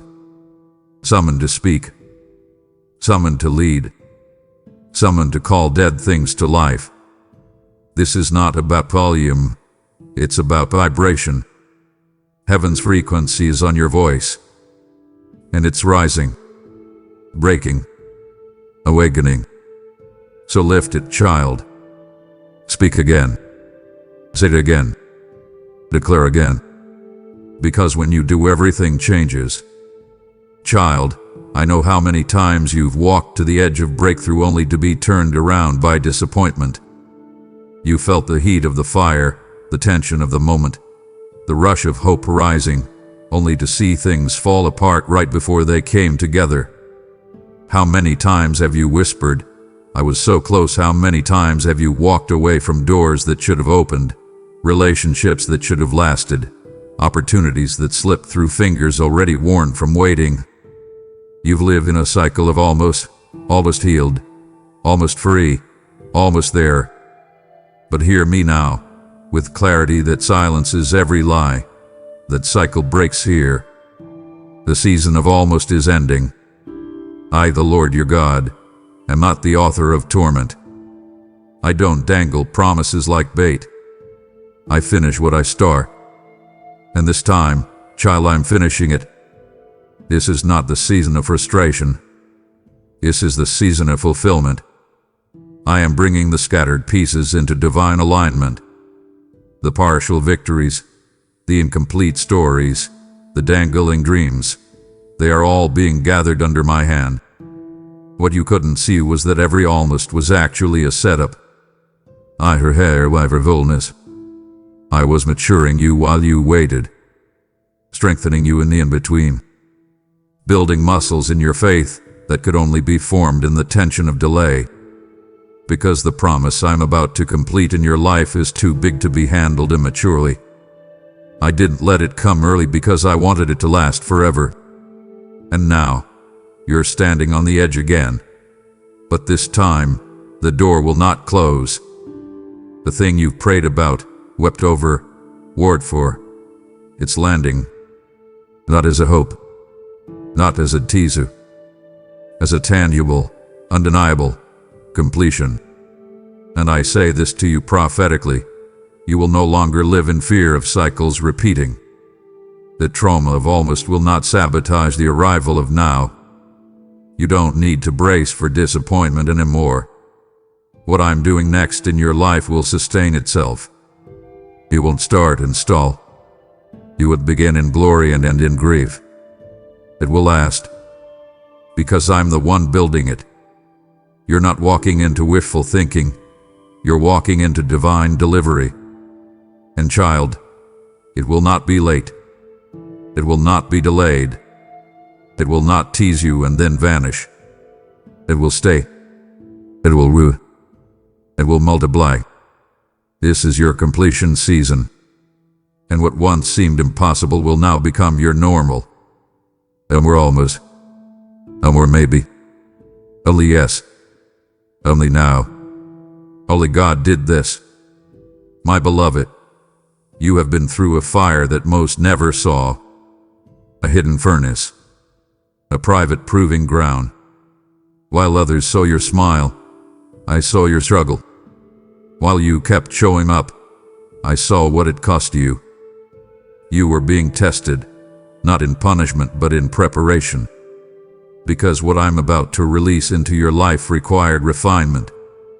I'm not just giving you blessings, I'm giving you authority. And real authority is not earned in comfort. is forged in fire. You were not being broken. You were being trusted. I chose you for this furnace. I watched you in it. I never left your side. And now, I'm stepping into the flames with a decree. It's time to come out, carrying glory, not smoke. The fire didn't kill you because I didn't allow it to. It refined you. It purified your motives, burned off the insecurity, melted away the need to be understood by man. And now, you emerge with something far more powerful than applause. You emerge with authority. The kind of authority that demons recognize. The kind that shifts atmospheres. The kind that doesn't come from a platform but from a prayer life.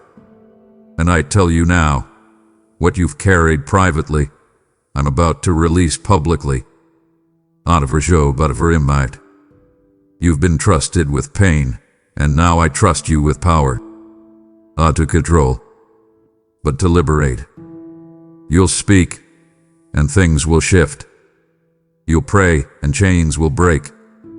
You'll move, and heaven will back you. Because you didn't just survive the fire, you surrendered in it. And let me be clear, this authority is not for a moment. It's for a mantle. I'm placing something on your shoulders now that will not lift. Something that rests heavy, but flows light. You will feel it when you speak. When you walk into rooms. When you touch others. They will not always know what shifted, but they will know that something happened. That's the authority of the refined. And child, you've been refined well. You didn't bow out. You didn't curse the process. You stayed even when staying cost you everything. And now, I reward what no one else saw. You may still feel the sting of the furnace, but that sting will soon become the fragrance of fire-tested favor. You're not just carrying oil, you're carrying fire. And where you go next, nothing will stay the same. You have authority, and now you will walk in it. My child, you've wondered why your name didn't rise with the crowd. Why, despite your faithfulness, your excellence, your heart, it seemed like others were called while you were forgotten. You watched others be platformed while your name sat in silence. You wrestled with the thought, did they forget me? Did you forget me? But I tell you today, not with the voice of a distant God, but as your loving Father, I have not forgotten your name. I have preserved it. Because your name was never meant to be thrown into rooms too small for your purpose. Your name was never meant to be a pawn in popularity games or diluted in spaces that couldn't carry your calling. I didn't hide your name to punish you. I hid it to protect its purity. Because your name carries weight. And not celebrity. Not cloud. Not performance. But purpose. And when I announce a name, it's not for visibility. It's for assignment. When I put your name on the lips of others, it's not to flatter your ego. It's to unlock destinies. I kept your name out of places that would have used you. I reserved your name from people who would have drained you. I held your name until it could be spoken with honor. And now know I'm about to announce it. Not quietly, not vaguely, but with heaven's clarity. I'm about to make your name known in the circles that matter, in the rooms that hold keys, in the hearts of those who carry divine connection. You won't have to force it. You won't have to network for it. You won't have to beg for recognition. I'm doing the announcing. And hear me well. When I speak your name, it breaks delay. When I mention you, it releases favor. You are not being announced for popularity. You are being announced for prophetic placement. Your name will be spoken by mouths that carry influence, but it will be my breath that carries it. You are not building a brand. You are carrying a banner. One that reads, God did this. You won't be able to take credit, because it will be so clear that it wasn't your effort, It was my timing. So don't scramble. Don't try to make it happen. Just keep doing what I told you to do, hidden, holy, and humble. Because when the announcement comes, and it is coming, you'll find yourself in places you didn't apply for, invited to rooms you never thought possible, trusted with influence you didn't campaign for. And in all of it, you'll know, my Father remembered my name, and when he spoke it, everything changed. Oh, my beloved, there are things you've gone through that made no sense at all. Pain that hit without warning. Losses that felt like betrayal. Seasons that didn't seem fair, not because you were perfect, but because you were obedient. You followed me. You trusted me. You said yes when you could have said no. And still the storm came. The betrayal happened. The door closed. And somewhere in the middle of that ache, a question grew in your heart. Why would God allow this? But with the point of that pain. And I've let you wrestle with that question, not to mock you, but to meet you there. Because now, in this divine moment, I am lifting the veil. I am making the pain make sense. You didn't suffer in vain. You weren't broken for no reason. I didn't allow the fire to burn you. I allowed it to forge you. The things you walked through, they weren't meant to destroy your destiny. They were meant to define it. And now, I'm taking that very pain, that very path, and turning it into power.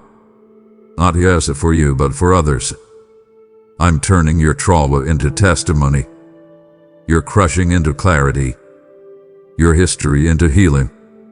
The places you wept the most will become the places you minister from. The depth of your pain has created a depth of compassion. You don't speak from theory. You speak from the throne room because you bled there. And now you carry power that can break chains. Watch how I do it. Watch how the very thing that tried to silence you becomes the sound of your breakthrough. Watch how the moments you wanted to forget become the memories I use to deliver others. Your story is anointed. Not sanitized. Not sugar-coated. Anointed. And because you didn't curse me in the pain, because you kept coming back, even when it hurt, I am now turning what was bitter into something beautiful. You will feel the redemption. You will see the purpose. And you will be used, not as someone who avoided the fire, but as someone who walked through it carrying oil. Don't hide the pain anymore. Let me finish the story. Because what once made you cry will now make others free. Child, so much of your life has felt hidden, not in shame, but in silence. You've carried dreams in your spirit like treasures buried beneath layers of time. You've walked through seasons where you felt overlooked, like a seed that fell between cracks no one noticed. And you started to wonder if maybe you were meant to stay there, in the middle, in the shadows, in the place between becoming and arriving. But I speak to you now with a roar and a whisper. You were never forgotten. You were being kept, preserved, prepared, shielded from exposure that would have come too soon. Hidden not to be ignored, but to be unveiled, in the right time, in the right way, for the right impact. And child, the time is now. You're not just turning a page. You are stepping into the unveiling of what heaven hid for this exact moment in time. There is a revealing happening, not of your image, but of your identity. Not for applause, but for assignment. I'm stripping off every false label the world tried to stick on you. Too quiet, too intense, too late, too much. And I'm calling you forth as called, chosen, anointed, and aligned. You're not walking into this next season confused. You're walking in clarified. Your story is no longer scattered. The dots are connecting. The path is clearing. And what once made no sense will suddenly be a tapestry of divine orchestration. I'm removing the veil that kept you covered, And now, I'm introducing you to the world in the fullness of who I created you to be. And listen, this unveiling will not be loud, but it will be unshakable. It will not look like hype. It will look like heaven breaking through a yielded vessel. And when this unveiling happens, as it is already beginning, don't shrink back. Don't apologize for the glory resting on your shoulders. You've paid a price for this. You've been faithful in the furnace, obedient in obscurity, surrendered in seasons that made no sense. And now I'm saying, come forth. No more hiding. No more hesitating. No more asking permission to be who I formed in secret. This is the divine unveiling, and it won't stop with you. Your unveiling will unveil others. You will be a mirror that reflects their calling, a sound that wakes up sleeping dreams, a light that breaks through fog.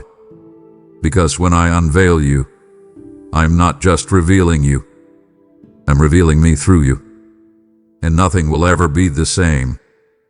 Beloved, listen closely.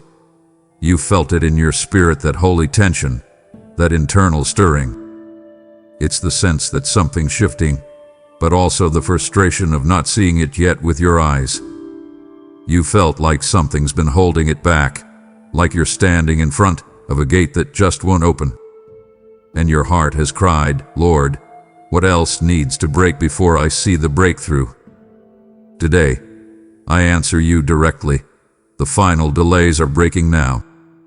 Not by your might, not by your manipulation, but by my divine decree.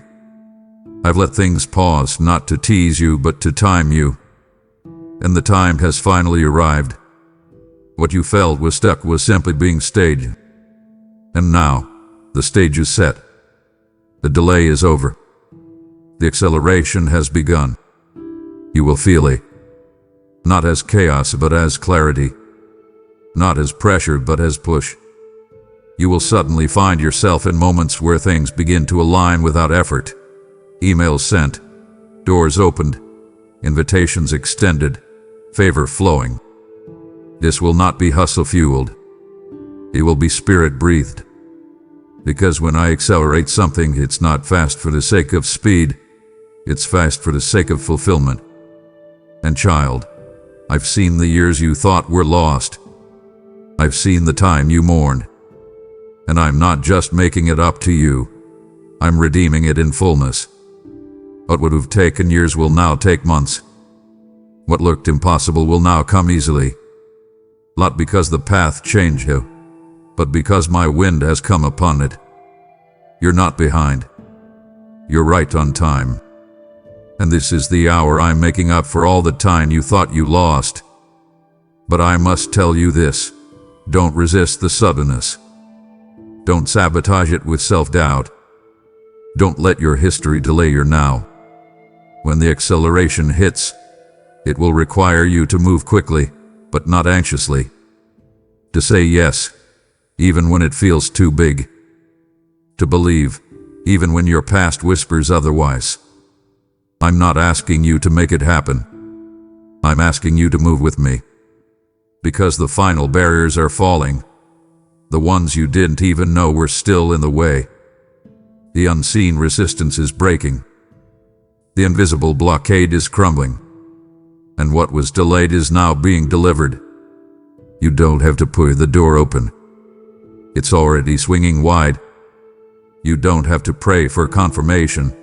This is your confirmation. The green light has come. The heavens are backing you. The clock has struck fullness. And you, my child, are stepping into divine acceleration.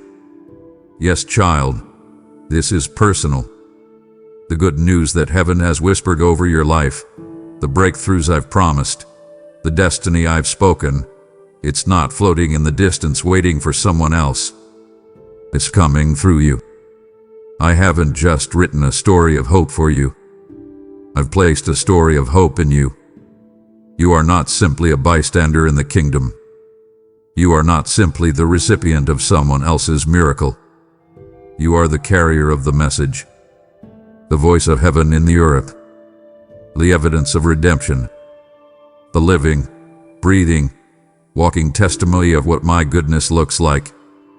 And I need you to see yourself as I see you, anointed, appointed, and assigned. You didn't go through all of this for nothing.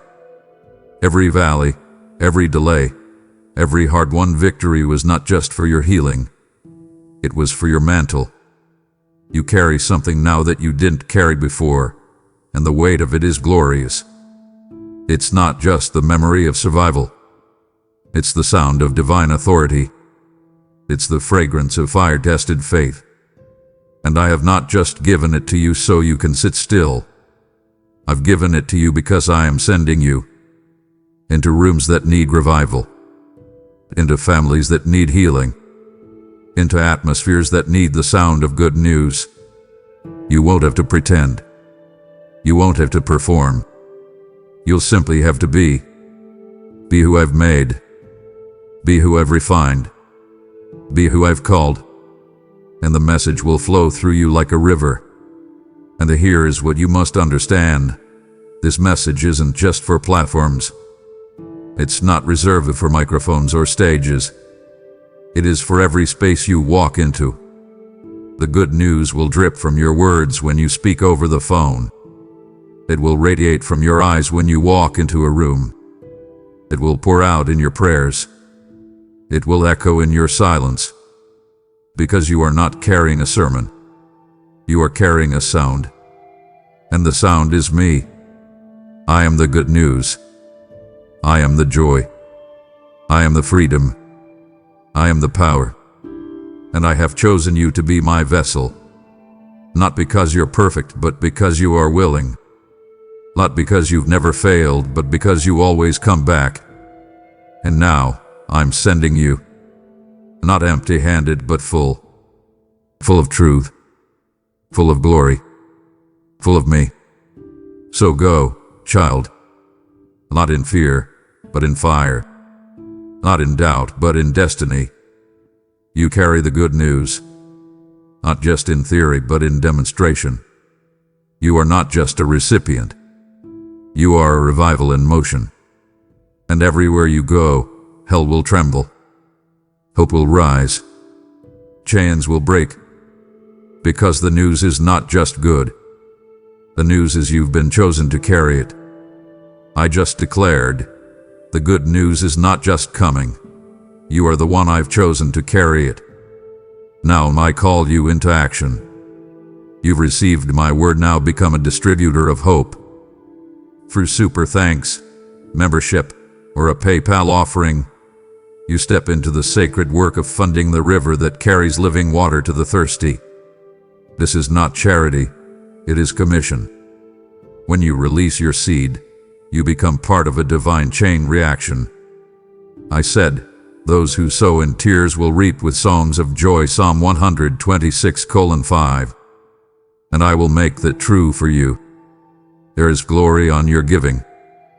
Here's fire on your offering. Don't scroll past. Toe into this moment now. The harvest begins the moment you move. Before you scroll away, pause, because this is not just a message you watch, this is a moment I ordained. If you receive this word deep in your spirit, then open your mouth and declare it. Comment below, the good news just arrived, and it's mine. Let all of heaven and every doubt in hell hear that you believe what I've spoken. This declaration is not for show. It's a signal to your future, a seal of your faith. Don't let this encounter end in silence. Respond and watch what I release next. Now, my child, breathe. Just for a moment, let the noise of your day fade away. I have news for you. Good news that has just arrived, and it requires your immediate attention. This isn't about your to-do list or the demands pressing in on you. This is about your very soul. So listen to me. Hear my voice cutting through the static of your own thoughts. I see you. I see how you carry the weight of yesterday. That mistake you made last week. The one you keep replaying in your mind, feeling the sting of it as if it just happened. I see the shame that tries to cling to you like a heavy coat you can't take off. You think I am disappointed. You think you have to work your way back into my good graces. But the news I have for you today shatters that lie completely. The slate is clean. It has been wiped clean, not by your efforts or your promises to do better, but by the precious blood of my Son, Jesus. Every dark mark, every smudge, every scar from your past, it is gone. Washed away in a flood of grace so powerful it leaves no trace behind. And this forgiveness, my beloved, is not just for the person you were. It's for the person you are right now and the person you will be tomorrow. I know your fear. I hear that whisper inside you that says, but what if I stumble again? What if I make the same mistake tomorrow? My child, my grace is not a fragile thing. It is a mighty ocean. It covers your past sins, your present struggles, and every future stumble you will ever make. It is greater than your greatest failure. I have taken every one of your transgressions, the ones you remember and the ones you've forgotten, the secret ones and the public ones, and I have removed them from you. You know how far? As far as the east is from the west. Stop and think about that. It is a distance that can never be measured, a journey with no end. That is how completely I have separated you from your sin. It is gone.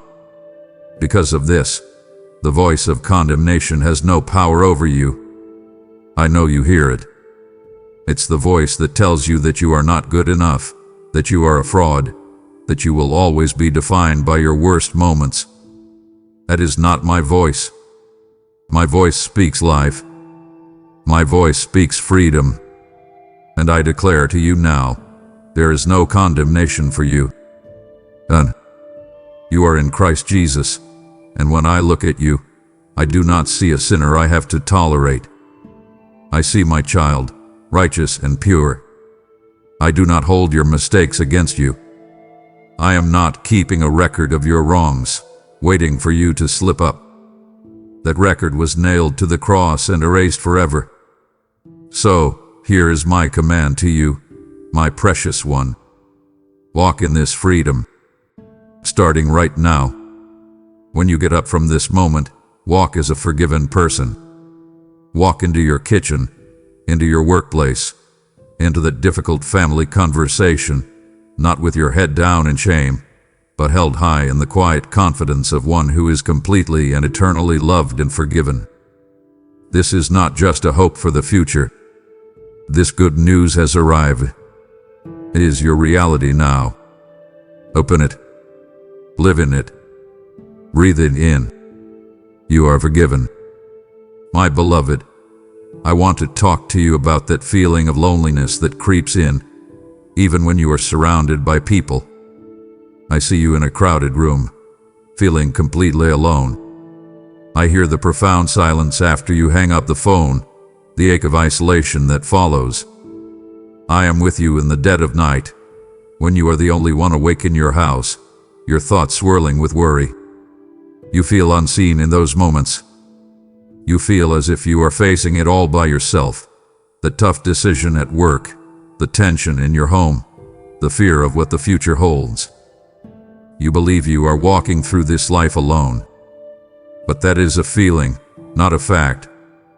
The truth, the unbreakable good news, is that you have never been alone. Not for a single breath. Not for a fraction of a second. I am with you always. To the very end of the age. This is not a poetic sentiment. It is a profound reality. I am Emmanuel, which means God with you. I am with you in the most ordinary parts of your day. When you are driving to work, my presence fills that car. When you are waiting in line at the grocery store, I am standing there with you. When you are performing the most mundane task, I am there, fully present, fully engaged with you. You are never out of my sight. There is no corner of your life where I am not. In your deepest, darkest valley, the valley of grief after a loss, the valley of failure when you have fallen short, the valley of fear when a doctor gives you bad news. I am walking beside you. My hand is on you. You are not alone in the shadows. And on your highest mountain, the moment of success, the peak of joy, the day of celebration, I am there too, rejoicing with you. My presence is not a reward for your good days. It is a constant in all of your days. So do not be afraid. Do not let that anxiety about facing tomorrow by yourself take root in your heart. I am your God. I am with you wherever you go. When you walk into an intimidating meeting, I walk in with you. When you face a difficult conversation, my wisdom is available to you. When you feel overwhelmed by your responsibilities, my strength is your own. The Holy Spirit, my very essence, does not just walk beside you. He dwells within you. He is your comforter when you are hurting, your guide when you are confused, a constant friend who knows your every thought. You are never hidden from my sight. You are never outside of my loving care. Pause right now. Breathe in. Feel the air fill your lungs. That is a sign of my closeness. Feel the solid ground beneath your feet. I am your foundation. You are not alone. You have never been alone. You will never be alone. This is my unbreakable promise to you. Now, let's talk about who you are. I hear the questions you ask yourself in the quiet moments. You look in the mirror and see your flaws, your age, your weariness. You look at your life and see the things you haven't accomplished, the dreams that have faded. You scroll through the lives of others and a feeling of insignificance washes over you. The world is constantly trying to give you a label. It wants to define you by your job title, by your bank account, by your relationship status, by your successes, and especially by your failures. And you have started to believe those labels, haven't you? You have started to believe you are what you do, what you have, or what you have done wrong. Today, that ends. I am here to tell you the good news of who you truly are. You are no longer a slave to fear, but my own beloved child. You that word, child. You belong to me. I have called you by your name. Before you were ever formed, I knew you. I chose you. You are not a random collection of cells. You are fearfully and wonderfully made, knit together by my own hands for a purpose. Every part of you, your strengths, your quirks, the very things the world might call weaknesses, was intentionally designed by me. Your worth is not a fluctuating stock price based on the world's opinion. It is not found in the approval of others or in your own performance. Your worth was forever settled at the cross. It is fixed, infinite, and unchangeable, based on the price my Son was willing to pay for you. You are that valuable to me. Because of this, you are a new creation. The old you, the one defined by past mistakes and brokenness, has passed away. It is gone. A new has come. You are not just a cleaned-up version of your old self. You have been fundamentally transformed from the inside out. Your spiritual DNA has been rewritten. You are a citizen of heaven, a member of my very own household. You belong to a royal priesthood. This is not a future reality. It is who you are right now. So, I command you to stop letting the world label you. Reject the names that shame and diminish you. When you are tempted to see yourself as a failure, I call you forgiven. When you feel like an orphan, I call you my child. When you feel weak, I call you empowered. When you feel lost, I call you found. Your true identity is not in what you have done, but in what I have done for you. It is unshakable, secure, and eternal. This is who you are. Walk in it. My child, I see the turmoil in your mind. I see the thoughts that race at 3 in the morning, the constant loop of worries that steal your rest, the what-ifs that haunt you. What if I lose my job? What if my family falls apart? What if I get sick? What if I fail? This constant striving, this pressure to hold everything together, has left you exhausted. It has created a knot of anxiety deep in your stomach that you carry with you throughout your day. You long for quiet. You long for calm. The good news I bring you today is a gift, a divine exchange. I want to take your anxiety and give you my peace. This peace is not like anything the world can offer. The world's peace is temporary. It is the absence of conflict, a momentary distraction from the chaos. But my peace is different. It is a deep, abiding calm for your heart and your mind that exists even in the middle of life's storms. It is the anchor for your soul. An anchor does not stop the storm. The waves will still crash, and the winds will still howl. But the anchor holds the ship steady, preventing it from being smashed against the rocks. This is the peace I give to you. It will not necessarily remove your problems, but it will hold you secure in the midst of them, keeping your heart from being overwhelmed by the chaos around you. So how do you receive this gift? Cast all your anxieties upon me. Do it now. I want you to mentally hand them over. Give me that worry about your finances. Place it in my hands. Give me that fear about that upcoming conversation. I will take it. Give me that unspoken tension in your family. Lay it at my feet. You were never designed to carry these burdens alone, for I care for you deeply. As you release them to me, my peace will stand guard over your heart and your mind. Imagine it like a soldier, a heavenly protector, standing watch, refusing to let anxiety, fear, and worry trespass into your soul. This divine tranquility is your inheritance as my child. It is not something you have to strive for. You only need to receive it. Let go of your desperate need to control every outcome. Surrender your worries. Trust in my sovereign plan and find rest for your soul. This is my gift to you today.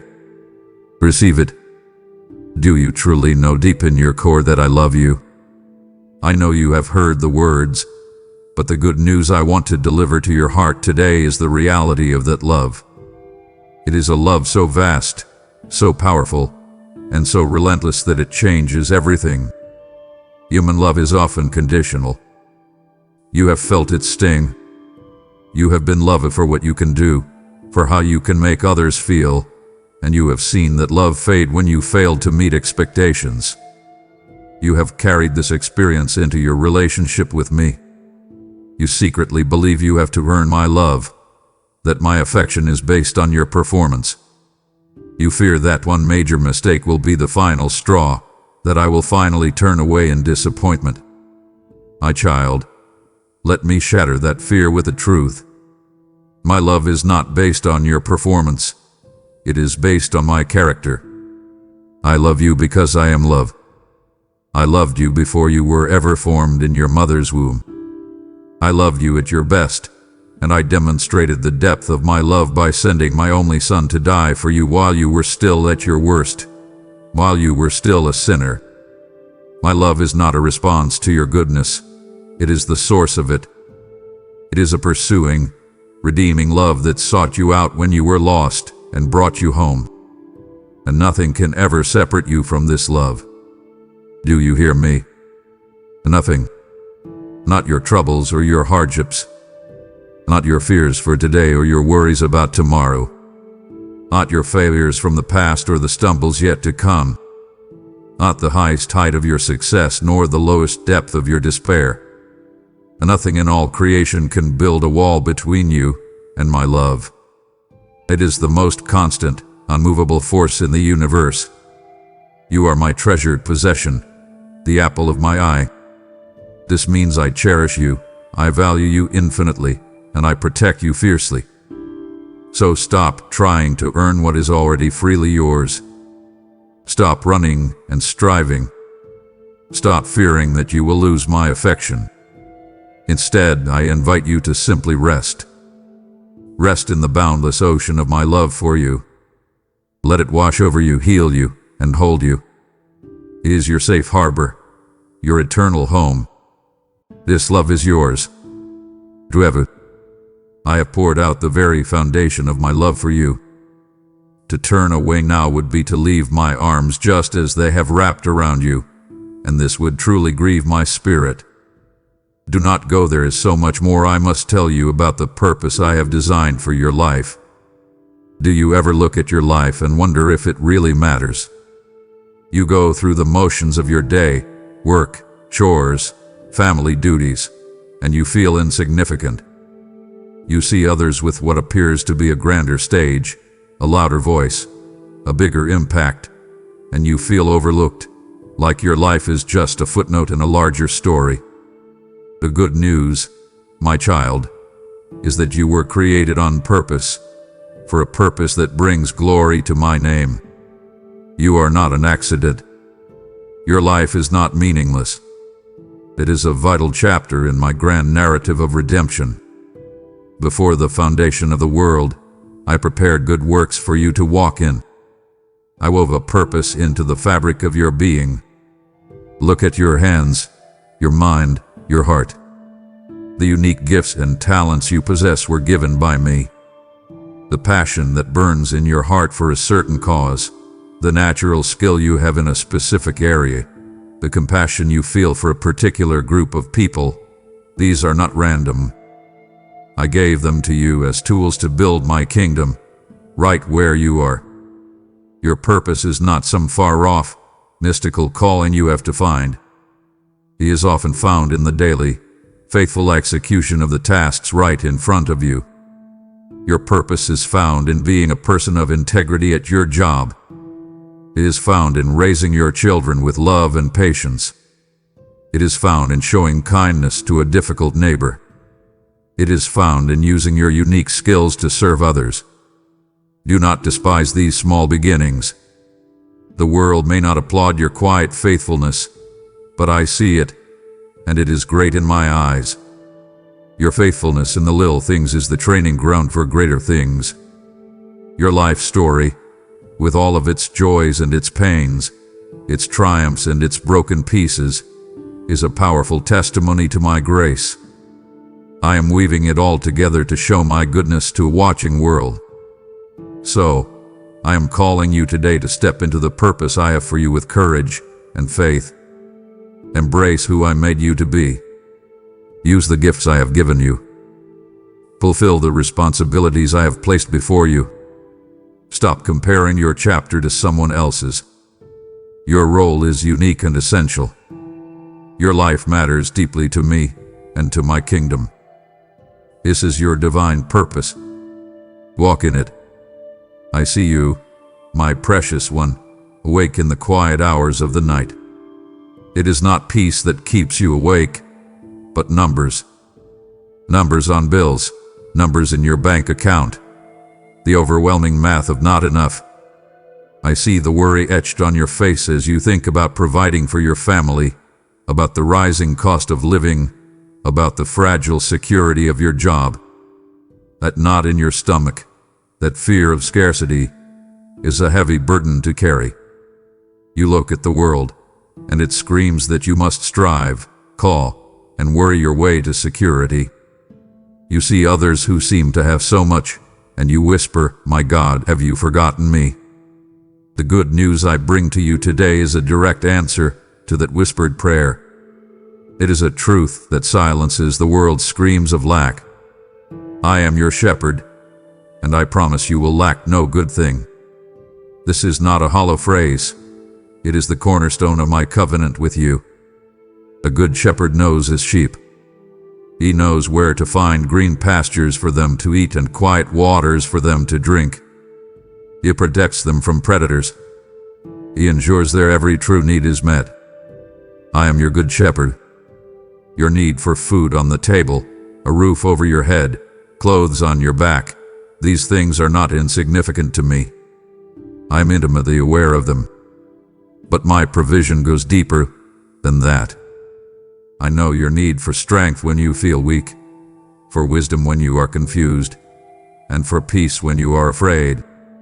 I promise you will lack no good thing, and my definition of good is perfect and complete. Stop for a moment and consider the lilies of the field. They do not labor or spin, yet their beauty outshines that of the wealthiest king. Consider the sparrows. Not one of them falls to the ground apart from my will. They do not sow or reap or store away in barns, yet I, your heavenly Father, feed them. Now, look at yourself in the mirror. You are of so much more value than they. If I lavish such care on a fleeting flower and a tiny bird, how much more will I care for you, my own child, created in my image? Your anxiety comes from believing that the burden of your existence rests solely on your shoulders. It does not. It rests on mine.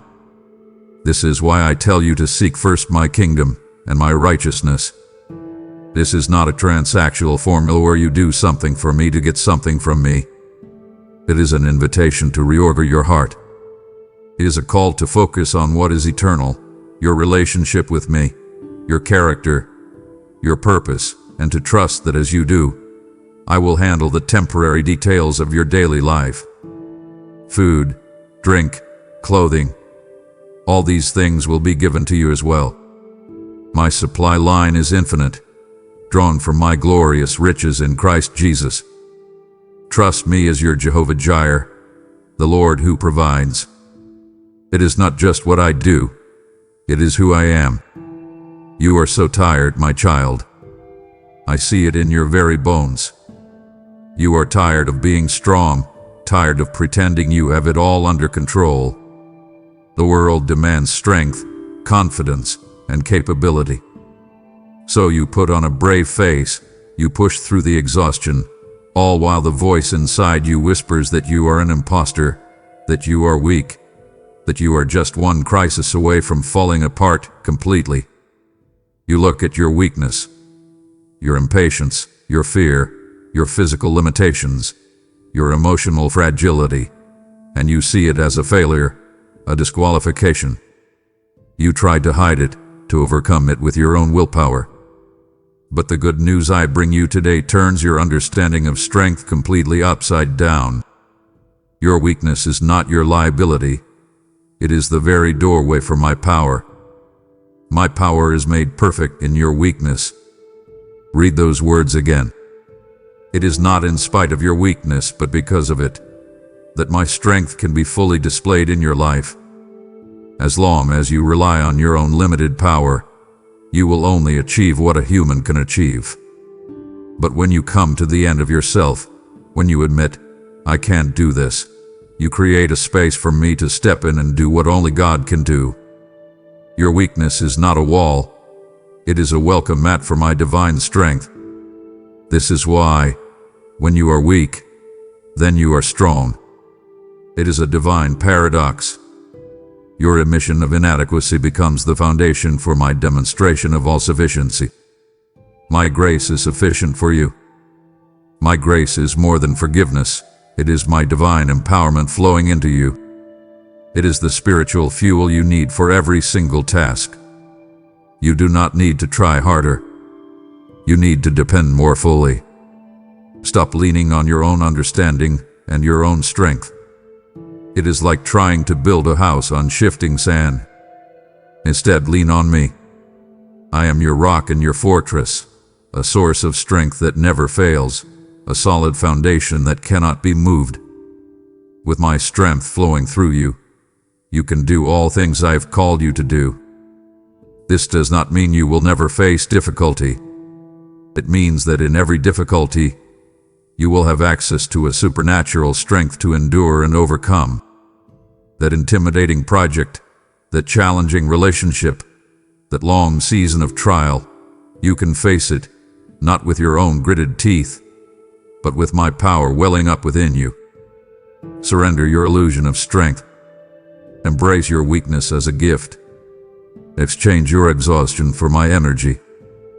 Then you will feel something shift. You will stop striving and start soaring. I will renew your strength. You will rise up on wings like eagles. You will run and not grow weary. You will walk and not be faint. The pain of your present is so loud, isn't it? It screams at you, demanding all of your attention. The disappointment you feel is a physical ache. The grief is a heavy fog that makes it hard to see the path ahead. When you are in the midst of such suffering, the future seems either terrifying or non-existent. You look at your circumstances and despair tells you, this is it. This is all your life will ever be. It will not get better.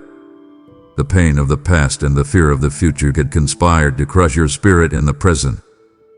But I am the God who stands outside of time, and I have good news for you about what lies ahead. I am the author of your story, and this painful chapter is not the final one. The plans I have for you are for your welfare and not for evil, to give you a future and a hope. Let that sink into the deepest parts of your soul. My intentions toward you are always, and only, good. Even when you cannot see it, even when circumstances seem to scream the opposite, I am working all things together for your ultimate good. Your future is not a chaotic mess of random events. It is a masterpiece being woven together by a loving and sovereign hand. It is secure. Nothing you have done, and nothing that has been done to you can derail the good plan I have for your life. Your future is not just safe, it is glorious. What awaits you in eternity with me is so magnificent that it will make the heaviest suffering you endure on this earth feel like a light and momentary trouble. This is why hope in me is a sure and steadfast anchor for your soul. In the raging storm of your current reality, this hope will hold you fast. It is not wishful thinking. It is a confident expectation based on the reliability of my character and the certainty of my promises. Your present pain is not pointless. It is productive. It is birthing a future glory that is beyond all comparison. Just as labor pains precede the joy of a new birth, your current struggles are producing in you a weight of glory. They are carving out a greater capacity for joy, deepening your character, and strengthening your faith. So I command you, lift your eyes from your present pain and look forward with joyful expectation. Do not just wait passively for the future, anticipate it with joy. Trust me, your author. I know the end of the story, and it is filled with more goodness than you can possibly imagine. The best is yet to come. I know you feel the battle raging. There is an enemy who despises you because you are mine.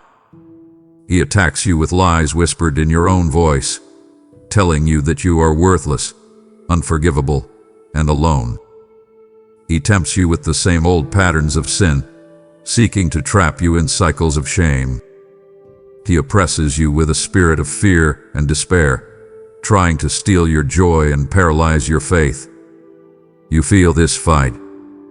It leaves you drained, discouraged, and sometimes you feel utterly defeated. You feel like you are losing the war. But the good news I bring you today is a declaration from your Commander-in-Chief. The war has already been won. The one who is in you, my very own spirit, is infinitely greater than the one who is in the world. This is not a battle of equals. The enemy is a defeated foe. The decisive battle was fought and won at the cross. When Jesus declared it is finished, he was not just speaking of his life. He was declaring the end of the enemy's reign of terror and death. His resurrection was the ultimate sign of victory, a display of power that shattered the darkness forever. This changes everything about how you fight. You do not fight for victory. You fight from a position of victory. You are not a soldier desperately trying to take a hill. You are a peacekeeper, enforcing a victory that has already been secured. This is why I have given you authority to trample on serpents and scorpions and to overcome all the power of the enemy. The authority does not come from you, it comes from me. It is yours to wield in the name of Jesus. So when the enemy attacks, you do not need to cower in fear. Your command is simple: resist the devil, and he will flee from you. How do you resist? You stand firm on my truth when he tells you lies. You hold up the shield of faith to extinguish his flaming arrows of doubt. You speak my word, which is the sword of the Spirit. Your resistance is not an act of willpower, but an act of faith in the victory that is already yours. I promise you, no weapon formed against you shall prosper. This does not mean weapons will not be formed. Lies will be crafted. Temptations will be sent. Schemes will be devised. But they will not accomplish their ultimate purpose, which is to destroy you. I will disarm them. You, my child, are more than a conqueror through him who loves you. You are not a victim. You are not a survivor. You are an overwhelming victor. Stand up, soldier. The victory is already yours. My child, I have just armed your spirit with the promise of victory and fortified your soul for the path ahead. It would wound my heart to see you lay down these truths and walk away now, just as the deepest transformation is about to begin. Do not turn from the rest of my counsel. There are truths you still need to hear about the freedom I long to give you. My child, your heart is broken. The pain is a physical weight, a pressure on your chest that makes it hard to breathe. The world offers cheap solutions. Distract yourself, numb the pain, just get over it. But grief is not an illness to be cured. It is a path to be walked. And the good news is that you do not have to walk it alone. In your deepest sorrow, in your most profound heartbreak, I draw nearer than ever before. I do not stand at a distance, waiting for you to pull yourself together. I enter into the sorrow with you. I am the God of all comfort. It is my very nature. My comfort is not a set of empty platitudes. It is my presence, a tangible reality that surrounds and upholds you when you feel you cannot stand. I am near to the brokenhearted, and I save those who are crushed in spirit. When your heart has been shattered into 1,000 pieces by loss or betrayal, I am there, gently gathering the pieces. When your spirit has been crushed under the weight of disappointment, I am there, breathing new life into you. You feel as though no one could possibly understand the depth of your pain. But I do. I see every tear you cry in secret. I have collected them all. They are precious to me. Not a single moment of your anguish goes unnoticed or is dismissed. This is why I said, "Blessed are those who mourn, for they will be comforted." Your mourning is not a sign of weak faith. It is a sign of a deep love. And your willingness to mourn, to truly feel the depth of your loss, creates a space that only my comfort can fill. Do not rush the process. Do not let anyone tell you that you shouldn't be over it by now. Weeping may last for a night, but my joy comes in the morning. This is a promise. The night of sorrow can feel so long, so dark, so endless. But the dawn is coming. The light of my joy will break through, not erasing the memory of the pain, but redeeming it. Until that morning comes, allow my presence to be the healing balm for your wounded heart. Stop trying to be strong. Stop trying to hold it all in. Just be still. Lean back into my everlasting arms and let me hold you. Let me comfort you. I am here. I will not leave you in your pain. I will carry you through it. My child, I know how you feel when you pray. You speak your words into the silence, and sometimes that silence feels vast and empty. You wondered if your words are just hitting the ceiling. You feel like you are bothering me with your problems, especially the ones that seem small and insignificant in the grand scheme of the universe. You ask, you plead, you cry out, and when the answer doesn't come immediately, or in the way you expected, you think, is he even listening? Does he care? Let me silence that doubt for you right now with this liberating truth. My ears are always open to the prayers of my children. There has never been a single word you have spoken to me that I have missed. Not one sigh of your heart has gone unnoticed. I am not a distant king, too busy to be bothered. I am your father, and I lean in to catch every whisper from your lips. Because of what my son has done, you have direct access to my throne of grace. Think about what that means. In the world, to speak to someone of great power, you need an appointment. You must go through gatekeepers. But you, my child, need no appointment. My throne is not a cold seat of judgment from which I look down on you. It is a warm, welcoming place where you can come to find mercy and grace to help you in your time of need. You can approach me with confidence at any time of day or night, from your car, from your bed, from the middle of a chaotic room, and you have my full and undivided attention. This is why I tell you to ask, and it will be given to you. Seek, and you will find. Knock, and the door will be opened to you. This is an invitation into a persistent, relentless relationship. I want you to be bold. I want you to depescu, tipsidu, kiknaku. It does not weary me, it delights me. I also know there are times when the pain is too deep, the confusion too thick, that you do not even know what to say. You just groan. You sigh. You feel a wordless ache in your spirit. Do you think those moments are lost? Never. In those moments, my own spirit, who lives in you, intercedes for you with groanings too deep for words. He takes the raw, unspoken cries of your heart and translates them into perfect prayer before me. The pressure to find the right words is off of you. I simply long to hear from you. I delight in your voice. Just as a loving parent delights in the voice of their child, whether they are speaking eloquently or just babbling, I delight in hearing from you. Speak to me about everything, the big fears that keep you up at night, and the small frustrations of your day. Nothing is too big for my power, and nothing is too small for my care.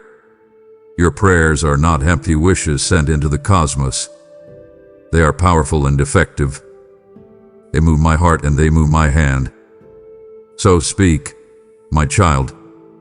I am listening. My child, just as your prayers rise like a sweet aroma to my throne, so too can your actions release a river of life on the earth. If the Spirit is now stirring your heart to send this good news to a soul lost in darkness, know that this is my direct invitation to you. Your gift is not a mere transaction. It is a seed of light sown into fertile ground, a sacred oil that fuels this mission to the broken-hearted. I declare over you my promise. Give, and it will be given to you. A good measure, pressed down, shaken together, and running over will be poured into your lap. For with the same measure you use, I will measure back to you a harvest of grace and favor. Do not delay this divine appointment. Act now. Send forth this manna to the hungry through super thanks, membership, or the sacred link I have placed in the description below. Let us speak plainly about the fear that holds you captive. It is more than just a feeling. It is a prison. I see it. I see how it dictates your decisions, how it steals your joy, how it keeps you from stepping into the very things I have called you to do. It has many names, doesn't it? The fear of failure tells you not to even try. The fear of rejection keeps you from being vulnerable. The fear of the future paralyzes you with what is. The fear of what others think makes you hide your true self. It is a cruel master, whispering lies to you in the dark, and its grip feels so strong, so real. It manifests as a tightness in your chest, a racing in your heart. You feel chained by it. The glorious good news I bring to you today is the key to unlock those chains. You were not created to live in that prison. I have not given you a spirit of fear. Fear this.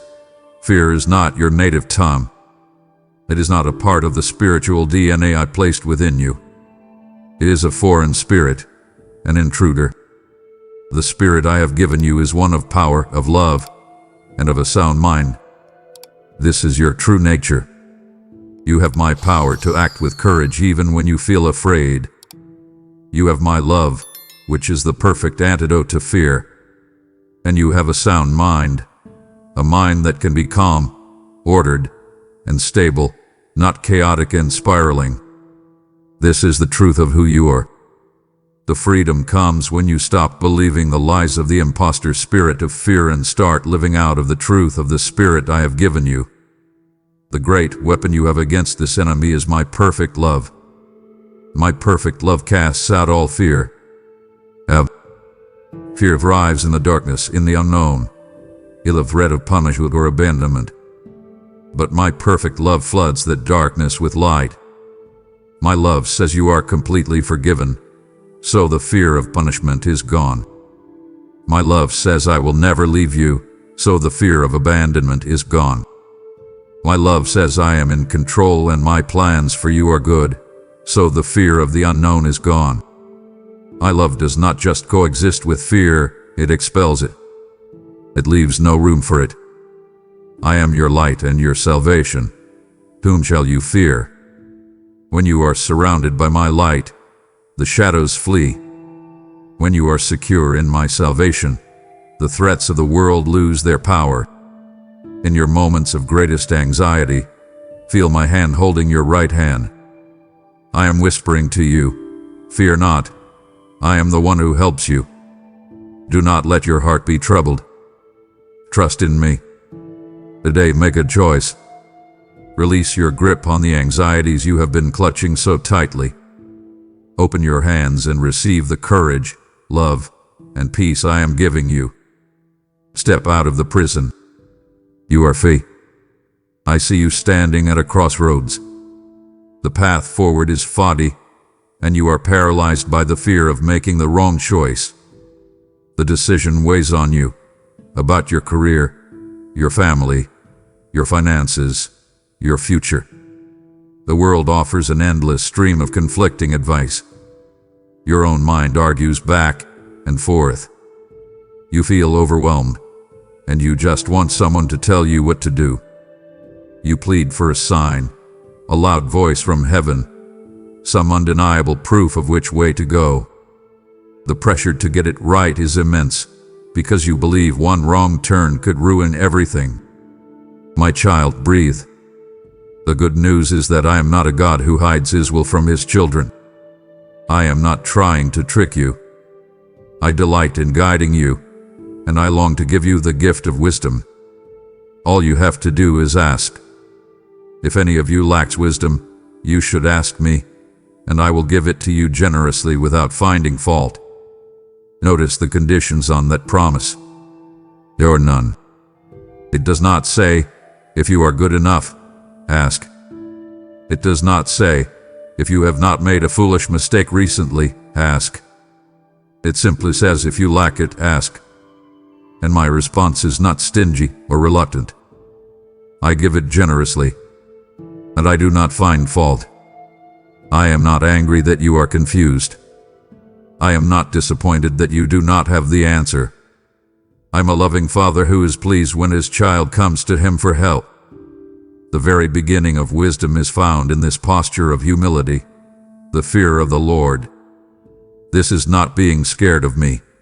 It is a reverent trust, an acknowledgement that I am God and you are not. It is the posture that says, I don't have the answer, but I know the one who does. So how do I give you this wisdom? I will instruct you and teach you in the way you should go. I will counsel you with my loving eye on you. I do this, first and foremost, through my word. My word is a lamp for your feet and a light for your path. It may not always have a specific answer for your 21st century dilemma, but it provides the light of my principles and my character, which illuminates the next right step. I also guide you through the inner counsel of my Spirit. As you quiet your heart before me, He will guide you into all truth. And your part in this partnership is simple. Trust in me with all your heart and lean not on your own understanding. In all your ways, acknowledge me, and I will make your paths straight. Your job is not to have the entire map figured out. Your job is to trust me with the next step. My job is to clear the path. Stop striving to figure it all out. Simply ask, trust, and take the next step in the light I provide. I will not let you fall. Everything in this world that you work so hard for is temporary. I know this truth brings you a deep and quiet ache. Your body, which you try to keep healthy, will one day fail. The home you work to pay for will one day belong to someone else. The money you save can be lost in an instant. The relationships you cherish are subject to the fragility of life. This world, with all its beauty, is also a world of loss. It can leave you feeling as if you are building your life on sand, homesick for a place you have never seen. My child, that feeling is not an illusion. You were made for more than this. You were made for eternity. And the good news is that you have an inheritance waiting for you, an inheritance that can never perish, spoil, or fade. You are an heir of God and a co-heir with Christ. Stop and let the staggering reality of those words wash over you. An heir is someone who has a legal right to an inheritance. You have a legal right, sealed by the blood of my Son, to share in everything that is mine. All the glory, all the joy, all the peace, all the love of my kingdom is your inheritance. It is kept in heaven for you, a place where thieves cannot break in and steal, where moths and rust cannot destroy, where market crashes have no meaning. It is perfectly secure. It cannot be diminished. It will not disappoint. This world is not your final home. You are a sojourner, a citizen of heaven passing through. This truth changes everything. It reframes your perspective on your life here. This life is not about accumulating the most comfort or the most possessions. It is about investing in what will last forever. The treasures you store in heaven are eternally secure. What are these treasures? Every act of kindness done in my name. Every time you chose forgiveness over bitterness. Every dollar you gave generously.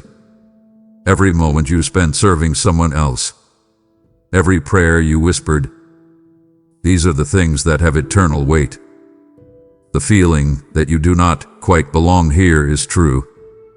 You were created for my immediate presence, for a home where there will be no more tears, no more death, no more mourning, no more pain. That is the home I am preparing for you. That is your ultimate destination. So do not lose heart when the temporary things of this world fail you. Your true wealth is safe. Your true home is waiting. Your inheritance is guaranteed. Live this day in light of that eternal reality. I have opened the very windows of heaven and revealed the treasures of my kingdom to you. It is a deep sorrow to me when my child glimpses this eternal inheritance, only to turn away, satisfied with the fleeting things of the world. Do not be the one who walks away from the feast I have prepared. Stay, for the secrets to a life of true rest and joy are coming next. I know you long to hear my voice. You are looking for guidance, searching for comfort, desperate for a word of truth to hold on to in the chaos of your life. And you feel a frustration when you do not hear a booming voice from the sky. But my child, I have already spoken. I have given you an incredible gift, a direct line to my heart and mind. I am speaking to you through the words of the Bible.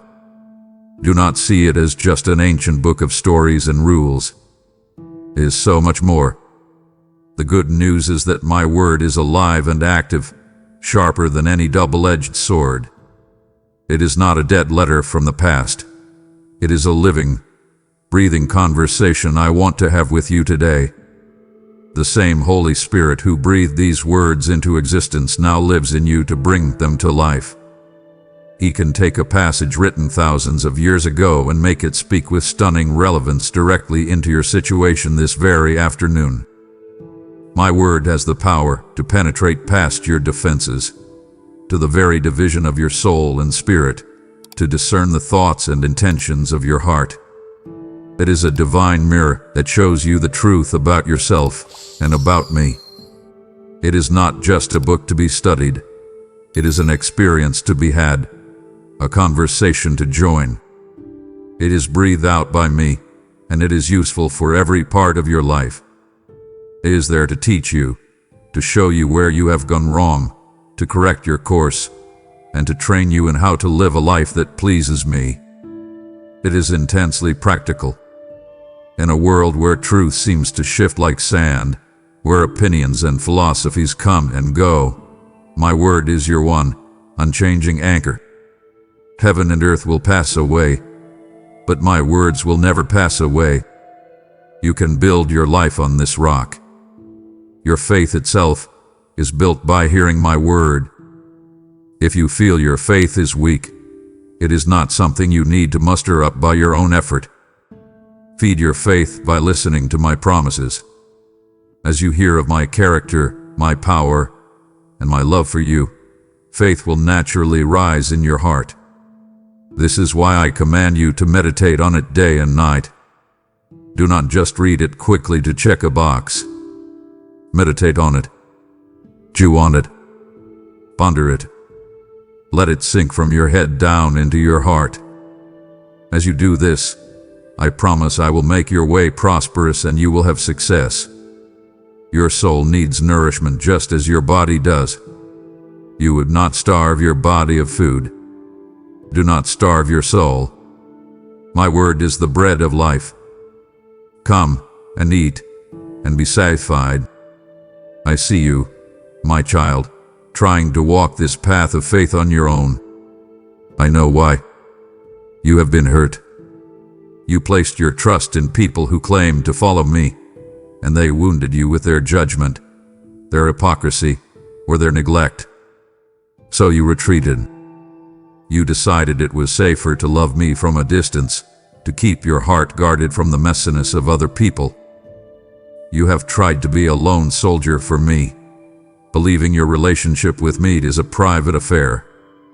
But the good news I have for you today is that you were never meant to be alone. Solitude is a place I can meet you, but isolation was never my design for you. I have not called you to walk alone. I have placed you in a family of believers. This was my plan from the beginning. It is not an optional program for the extroverted. It is an essential part of your spiritual life, designed for your protection, your growth, and your joy. This family, the church, is not a perfect institution.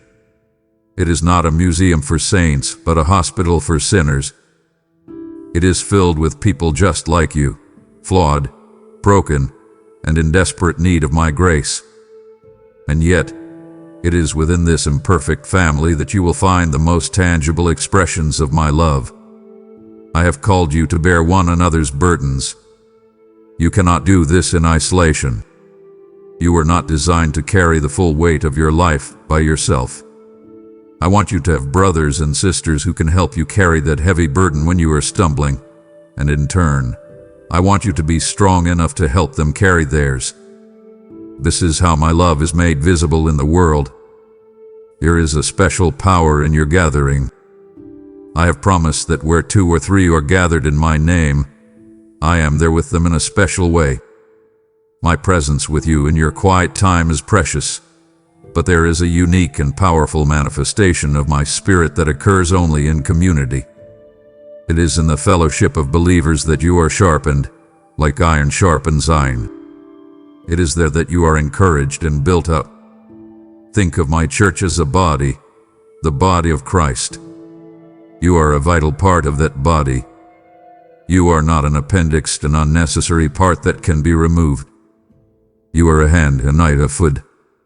You have a function that is essential to the health of the whole body, and you, in turn, are incomplete without the functions of the other parts. A hand cannot say to the foot, I have no need of you. You need the wisdom, the gifts, and the support of your brothers and sisters, and they desperately need yours. So I am calling you today to take a risk. Ask me to lead you to the people I have for you. Step out of the safety of your isolation. It is in this messy, beautiful, imperfect family that you will find a depth of strength, support, and love that you will find nowhere else. You are so weary, my child. It is a weariness that goes deeper than your body. It settles in your soul. I see the frantic pace of your life, the endless demands, the constant pressure to do more, to be more, to achieve more. You are running on empty, fueled by caffeine and sheer willpower. The world screams that your value is in your productivity, so you feel a deep sense of guilt whenever you try to slow down. Even your sleep is not restful, as your mind continues to churn with worries and to-do lists. You are burdened, not just by your tasks, but by the heavy weight of your own striving. The good news for your exhausted heart is a gentle invitation from me. Come to me, all you who are weary and burdened, and I will give you rest. This rest I offer is not just a nap or a vacation. It is a deep, supernatural rest for your soul. It is the end of striving. I want you to understand the metaphor I gave you. Take my yoke upon you and learn from me, for my yoke is easy and my burden is light. You are already wearing a yoke. You are yoked to your own ambition, to the expectations of others, to your anxiety, to your need for control.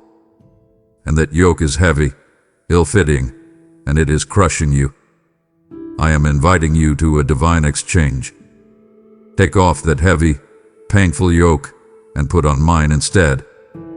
My yoke is easy, not because the work is without challenge, but because I am in the yoke with you.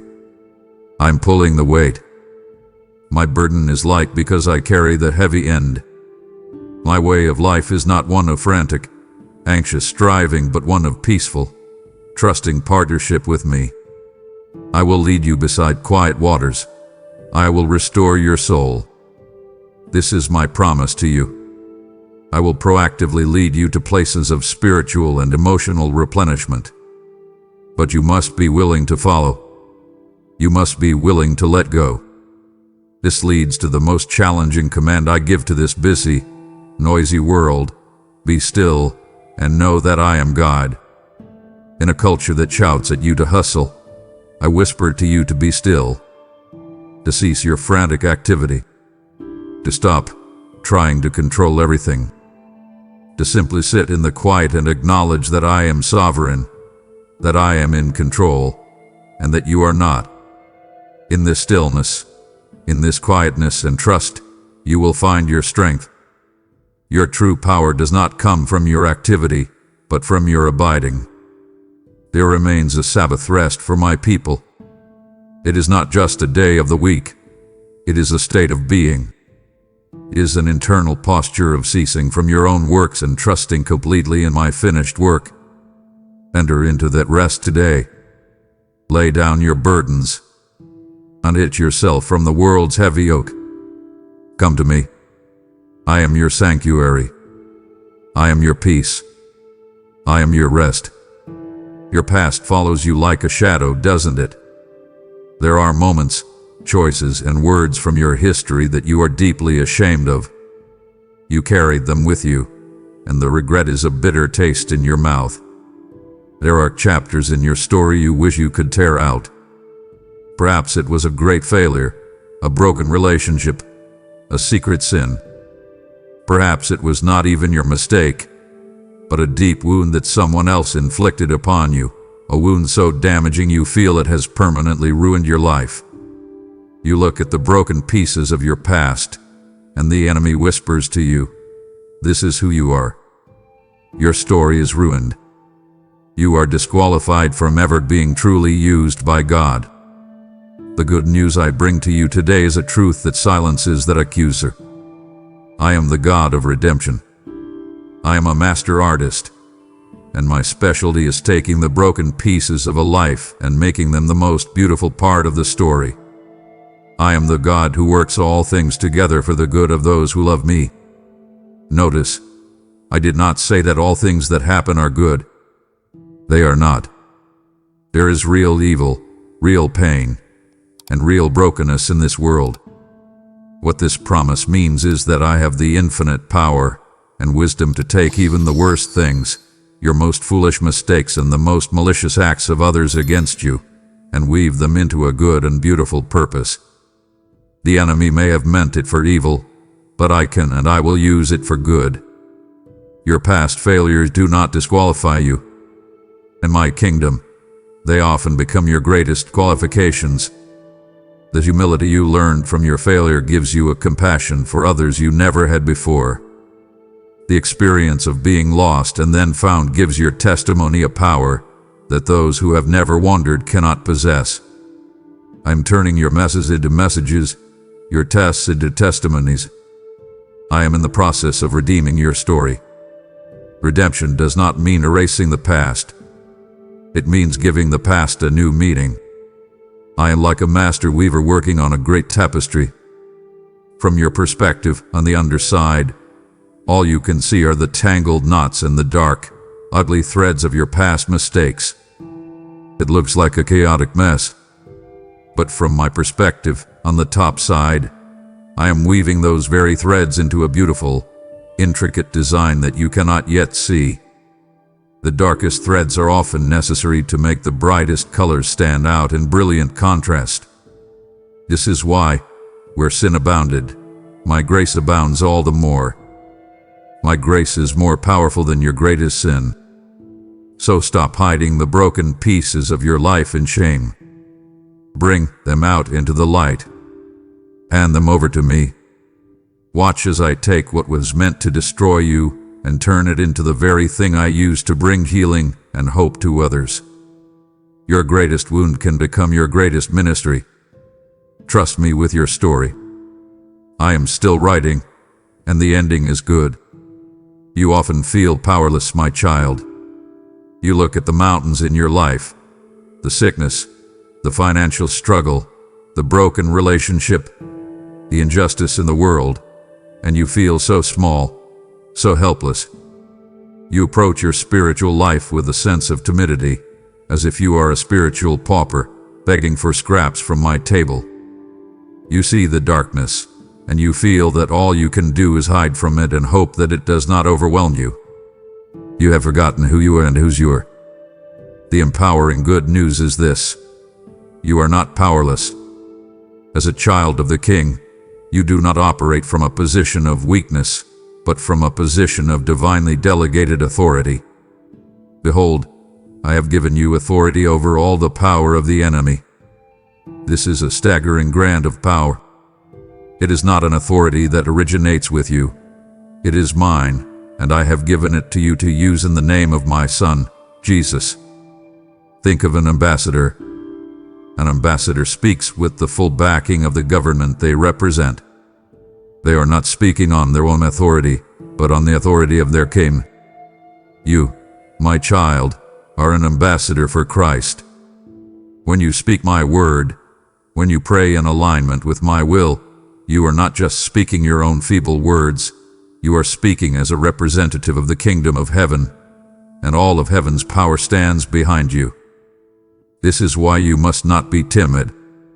You are to approach my throne with confidence, knowing that you are a beloved child with full access and rights. The power source for this authority resides within you. The same Spirit that raised Christ from the dead now lives in you. Meditate on that. The power that conquered death, that rolled away the stone, that defeated hell itself, is not a distant force. It is your indwelling reality. This is why you are not to be a passive victim of your circumstances. I have given you the authority to bind and to loose. This means you can, in prayer, forbid the work of the enemy in a situation and release the work and will of heaven into it. I call you to speak my word with boldness. Your words, when they are filled with my word, are not empty. They carry creative power. They can bring light into darkness, order into chaos, and hope into despair. So stand up, my child. Stop seeing yourself as a victim. See yourself as who I have made you to be, an empowered, authorized ambassador of the King of Kings. Walk in that authority today. Reign with authority. Speak with authority. Face your challenges not with fear, but with the full assurance that you carry the power of heaven within you. I have just laid before you the very design for a life of community, authority, and supernatural joy. My heart aches when you hear these truths, yet choose to pick up the world's heavy yoke again when I am offering you my light one. Remain with me. The full revelation of your protection and the unshakable ground you stand on is not yet complete. My child, I see you chasing happiness. You think to yourself, if only I could get that job, if only I could fix this relationship, if only this problem would go away, then I would be happy. And sometimes you do get what you want, and a feeling of happiness comes. But you have noticed, haven't you, that it is a fleeting thing? It is like the weather. It comes and goes with your circumstances. The moment a new problem arises, the happiness evaporates, and you are left feeling empty again, starting the chase all over. This emotional roller coaster is exhausting. The good news I have for you is that I offer something far deeper, far more stable than happiness. I offer you my joy. Happiness is external. It depends on what is happening. Joy is internal. It depends on your connection to me. Happiness is a feeling. Joy is a fruit of my spirit living in you. It can coexist with sorrow. It can be present in the midst of great trial. This is because it is not based on your circumstances, but on the unchanging truth of who I am and who you are in me. And this joy is not a luxury. It is an absolute necessity for your spiritual life. The joy of the Lord is your strength. Think about that. Joy is not just a pleasant feeling. It is your spiritual strength. It is the fuel that allows you to persevere through hardship, not with a grim, joyless determination, but with a resilient and hopeful spirit. A joyless Christian is a weak Christian, easily overcome by the discouragements of the world. A joyful Christian is a formidable force for my kingdom. So where do you find this joy? You find it in my presence. In my presence, there is fullness of joy. Joy is a direct byproduct of your intimacy with me. The more you abide in me, the more time you spend in my word and in prayer, the more your heart will be filled with the supernatural joy that your circumstances cannot touch. I told my disciples, I have told you these things so that my joy may be in you and that your joy may be complete. The very joy that I myself experience is the joy I want to give to you. It is a deep, abiding delight in the goodness of the Father and His purposes. I promise you that though you may have sorrow now, your sorrow will turn into joy. I do not deny the reality of your pain, but I promise you that it is not the final word. I will redeem it. I will transform it. I will bring you through it into a joy made deeper by the sorrow you have endured. Therefore, I command you, rejoice in the Lord always. I will say it again, rejoice. This is not a command to feel happy. It is a command to choose joy. It is an act of faith. It is a choice to shift your focus from your problems to your unchanging, all-powerful, and never-loving God. Choose joy today, my child. It is your inheritance, and it is your strength. My child, I know this world feels like a dangerous place. You hear a strange noise at night and your heart begins to race. You watch the news and see chaos and tragedy, and you are filled with a sense of vulnerability for yourself and for those you love. You feel fragile, exposed, a tiny, unprotected soul in a vast and often hostile world. The enemy would have you believe that you are walking alone, just one unlucky moment away from disaster. He wants you to live in a state of low-grade anxiety, constantly scanning the horizon for the next threat. But I want to pull back the invisible curtain for a moment and show you a stunning reality, a truth that changes how you walk through your days. You are not defenseless. You are never alone. You are constantly and powerfully protected. Sight start, the angel of the Lord encamps around those who fear him, and he delivers them. Sight 22. This is not a sweet story for children. This is a statement of spiritual fact. An encampment is a military term. It means a fortified perimeter, a circle of armed guards. Right now, as you hear my voice, there is a camp of mighty, heavenly warriors surrounding you. Sight start, I have personally commanded my angels concerning you, to guard you in all your ways. Sight 22. Think of it. The commander of heaven's armies has issued a direct order with your name on it. Your protection is their specific, personal assignment. These are not chubby infants with tiny wings. They are powerful, glorious beings who excel in strength and who obey my every command. Sight start, and their purpose, as it relates to you, is clear. They are ministering spirits sent to serve you, because you are an heir of salvation. Sight 22. Their job is to help you, to clear obstacles for you, and to protect you from harms you will never even know existed. This protection is not only powerful, it is also deeply personal and intimate. Sight start, I will cover you with my feathers, and under my wings you will find refuge. Sight 22. Picture a great eagle, covering its vulnerable young with its powerful wings. Underneath is a place of warmth, perfect safety, and absolute security from the storm. That is where you live. That is your spiritual address. Sight start, you are surrounded by a heavenly host that you cannot see. Sight 22. There are more for you than there are against you. If I were to open your spiritual eyes right now, you would be stunned. You would see that your home, your car, your workplace are filled with the light and power of heaven's armies. This is the unseen reality.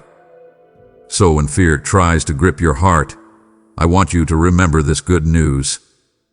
Sight start, my protection over you is constant and unwavering. Sight 22. It is not a special blessing for a good day. It is your permanent reality as my child. Walk in a new confidence today, not because the world has become safe, but because you are perfectly safe in me. You have heard how my unseen army protects you. Now I am giving you the chance to become a visible part of that heavenly work on earth. If your spirit now yearns to send this word of truth like a chariot of fire into the lives of the lost, then this is your divine assignment. Your support becomes a shield around this message, allowing this light to pierce the darkest corners of the earth untouched.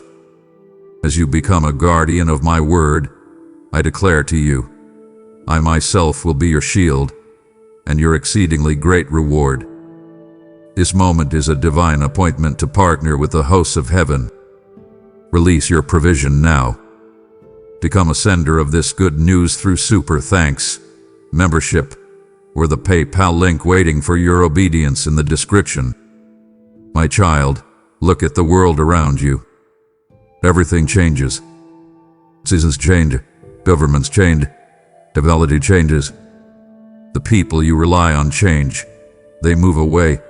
They grow distant. Their promises are broken. Your own body changes.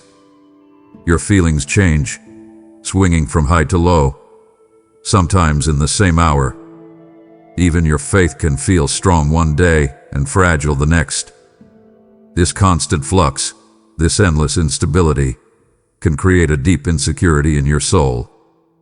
It can feel like you are trying to build your life on shifting sand, with nothing solid to hold onto. You may even fear that I am like this, that my feelings toward you change based on your performance, that my love is as fickle as your own. The good news I want to anchor your soul with today is this: in a world where everything changes, I do not.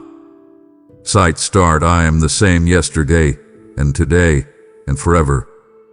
Sight 23. Let the profound peace of that statement settle over you.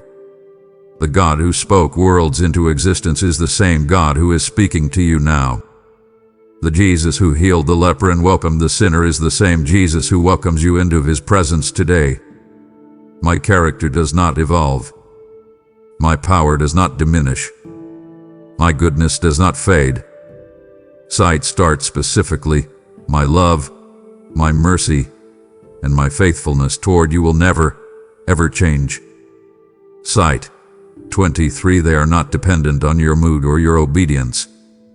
They are rooted in my eternal and changing character. I am faithful even when you are faithless, because I cannot deny myself. Start. Every good and perfect gift is from me, the Father of heavenly lights, with whom there is no variation or shadow of turning.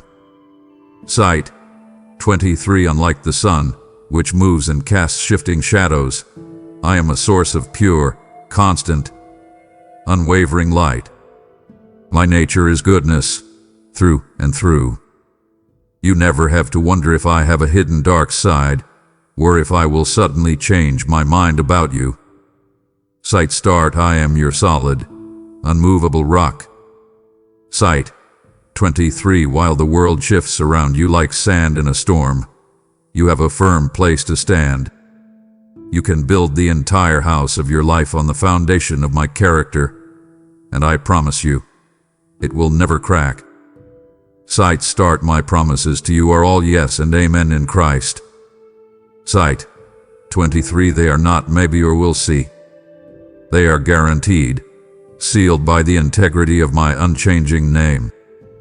So when you feel the ground shifting beneath you, when people let you down, when your own feelings betray you, I want you to plant your feet firmly on this truth.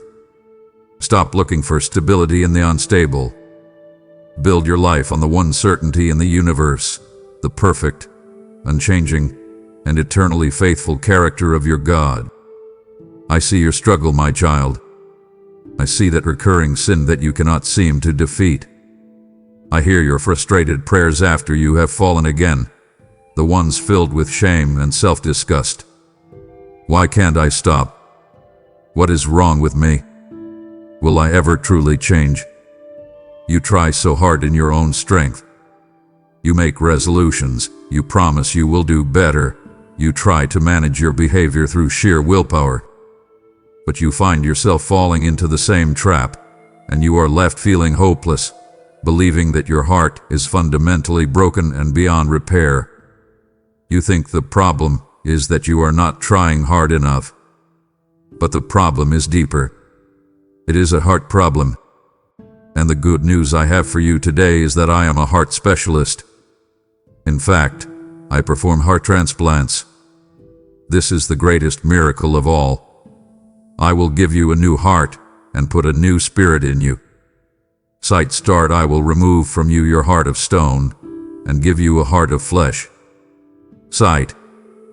24. Your old heart, the one you were born with, was a heart of stone, hard, cold, rebellious, and unresponsive to me. No amount of effort on your part could make that stone heart soft. You cannot fix it or reform it. So, I do something far more radical. I perform a divine surgery. I remove that old heart completely, and I give you a brand new one, a heart of flesh. A heart that is alive, soft, tender, and sensitive to my touch. A heart that is able to love me, that wants to obey me. The very desires to please me that you feel are proof that this miracle has happened. Start. This is what it means to be born again. 24. It is not about turning over a new leaf. It is about receiving a new life. Sight started is the moment my spirit makes you spiritually alive, giving you this new heart and connecting you to a living hope. Sight 24, and with this new heart, your relationship with me changes. My law is no longer a set of external rules written on stone tablets that you must struggle to obey. Sight start, I have now written my law upon your heart.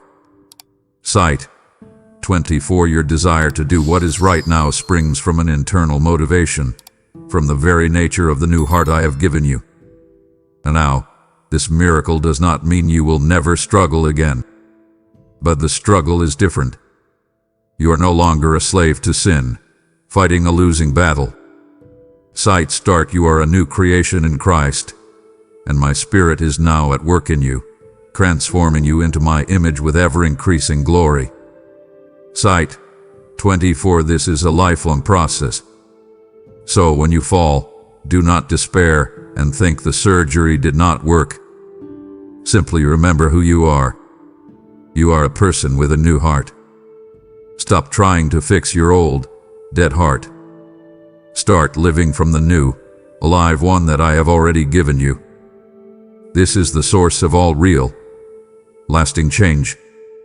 My child, look at your world. The news on your screen, the headlines, the political turmoil, the natural disasters, the senseless violence. It all feels so chaotic, so random, so out of control.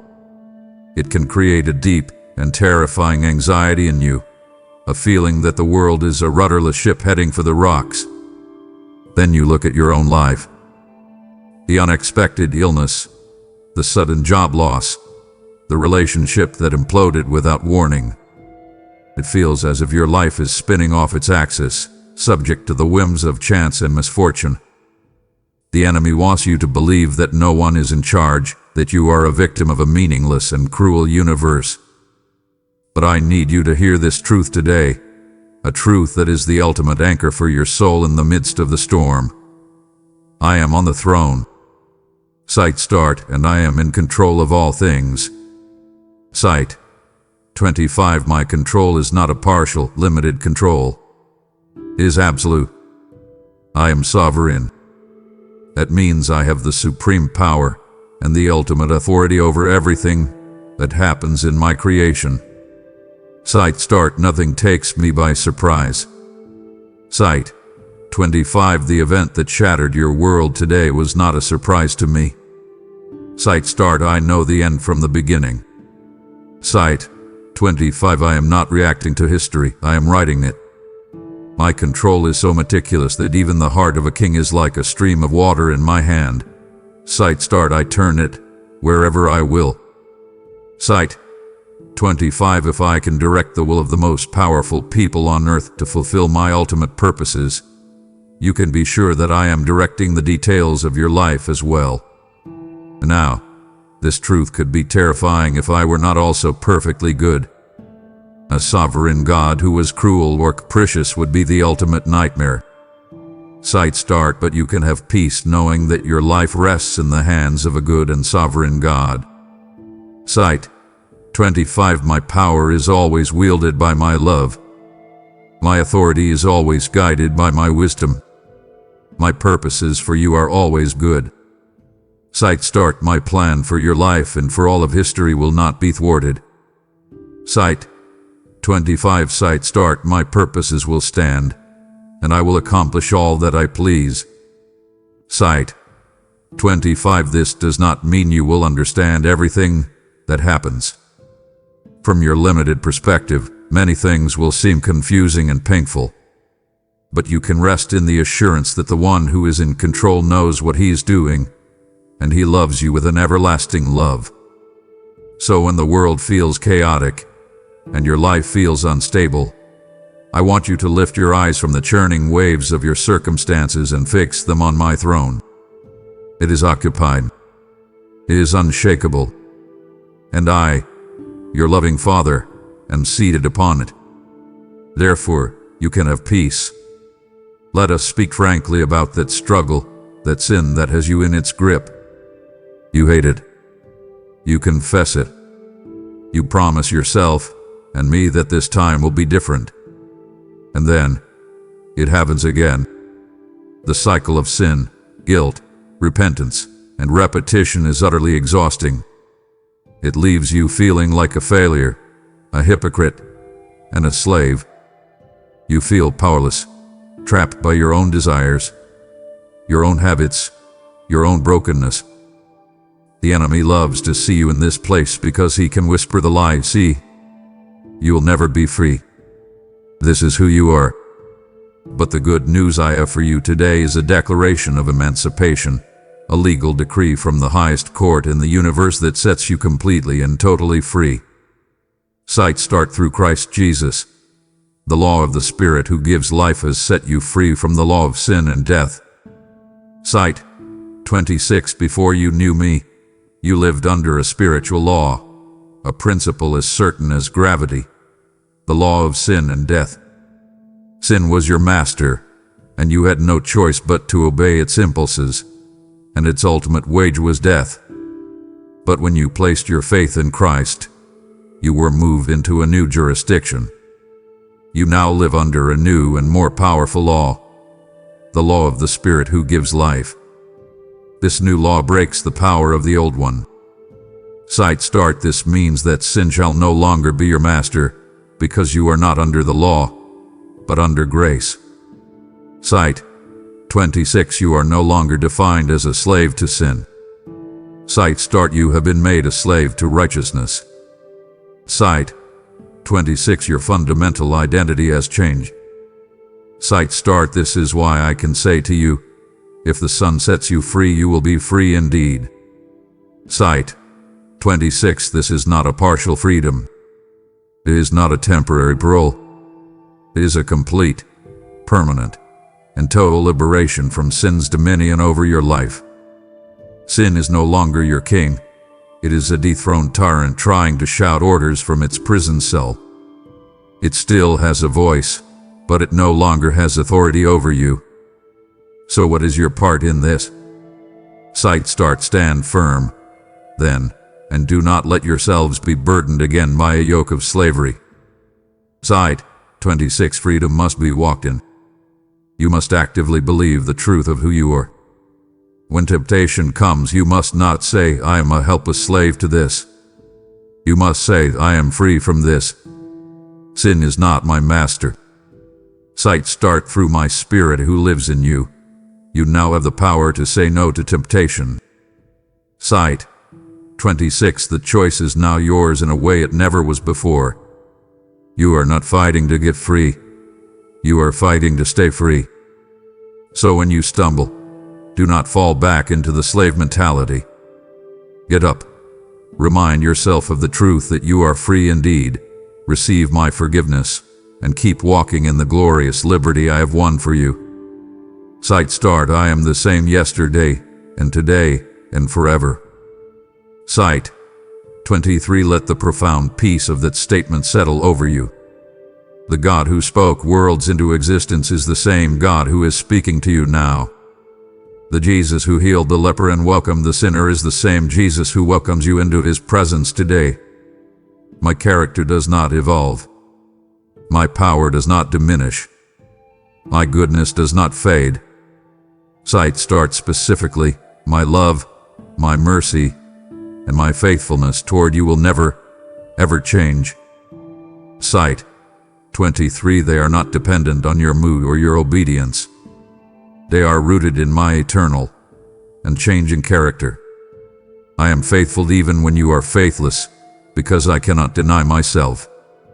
Sight start. Every good and perfect gift is from me, the Father of heavenly lights, with whom there is no variation or shadow of turning. Sight 23. Unlike the sun, which moves and casts shifting shadows, I am a source of pure, constant, unwavering light. My nature is goodness, through and through. You never have to wonder if I have a hidden dark side, or if I will suddenly change my mind about you. Sight start. I am your solid, unmovable rock. Sight 23. While the world shifts around you like sand in a storm, you have a firm place to stand. You can build the entire house of your life on the foundation of my character, and I promise you, it will never crack. Sight start, my promises to you are all yes and amen in Christ. Sight 23, they are not maybe or will see. They are guaranteed, sealed by the integrity of my unchanging name.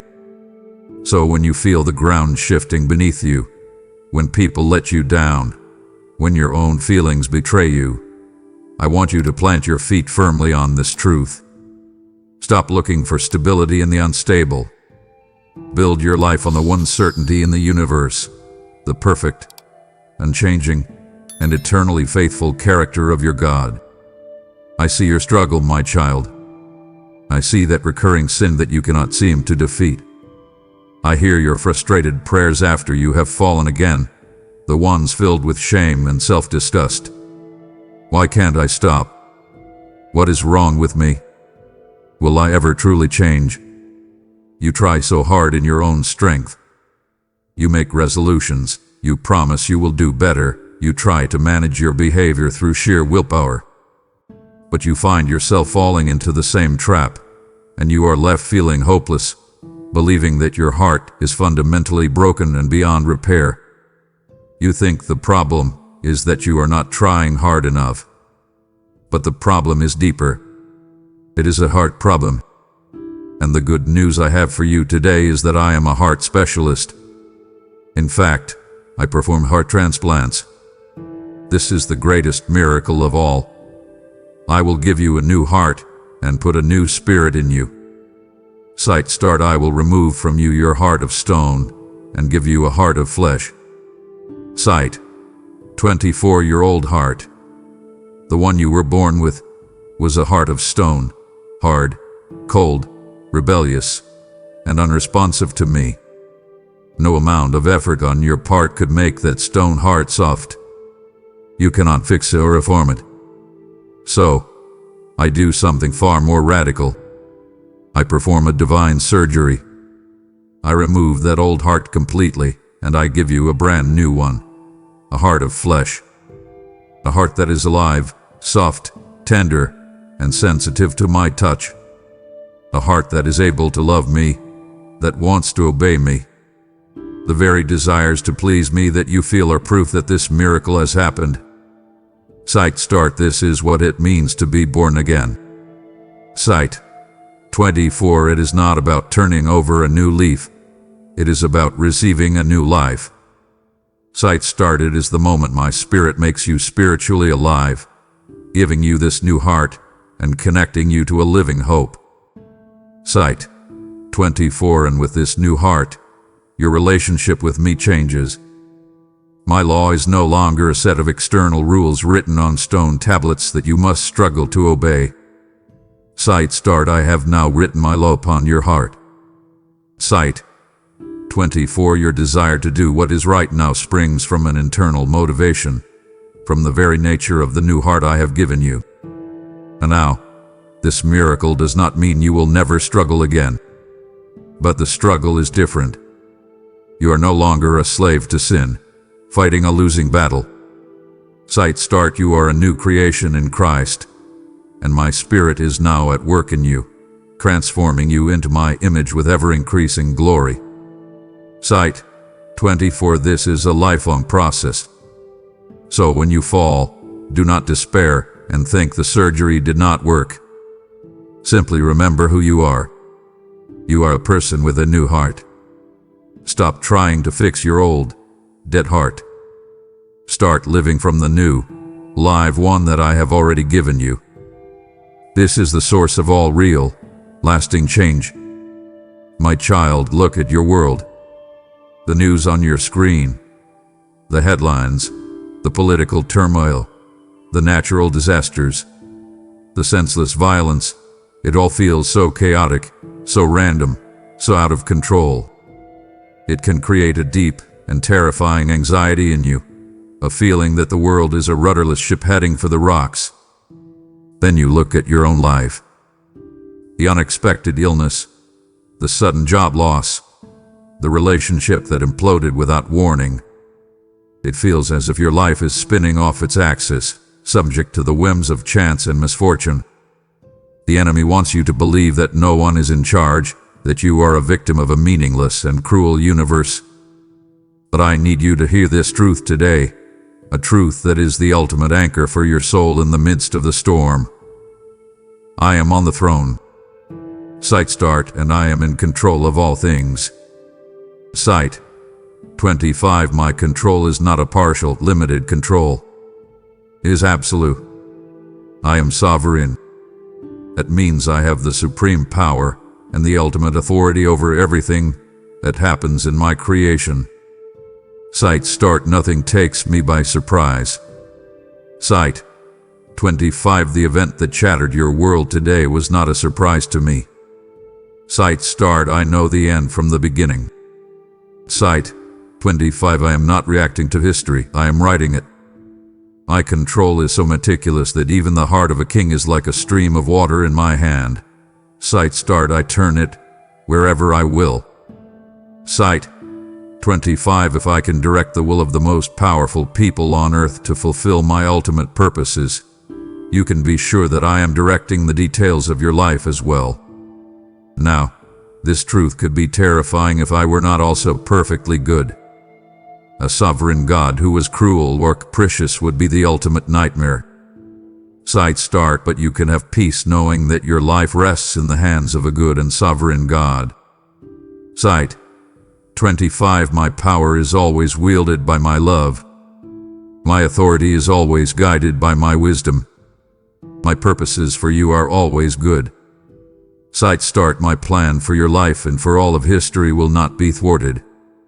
Sight 25. Sight start. My purposes will stand, and I will accomplish all that I please. Sight 25. This does not mean you will understand everything that happens. From your limited perspective, many things will seem confusing and painful.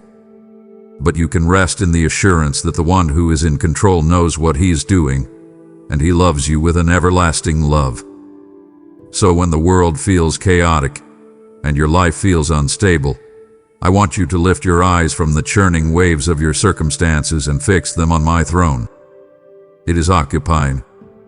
It is unshakable. And I, your loving Father, am seated upon it. Therefore, you can have peace. I have unveiled my very heart, my sovereign control, and my unchanging nature, the unshakable rock upon which your entire existence is built. It would grieve me deeply to see you hear this, only to build your life on the shifting sands of fear and doubt. Do not dishonor such a revelation. Let me show you the path to true, lasting freedom. Let us speak frankly about that struggle, that sin that has you in its grip. You hate it. You confess it. You promise yourself and me that this time will be different. And then, it happens again. The cycle of sin, guilt, repentance, and repetition is utterly exhausting. It leaves you feeling like a failure, a hypocrite, and a slave. You feel powerless, trapped by your own desires, your own habits, your own brokenness. The enemy loves to see you in this place because he can whisper the lie, "See, you'll never be free. This is who you are."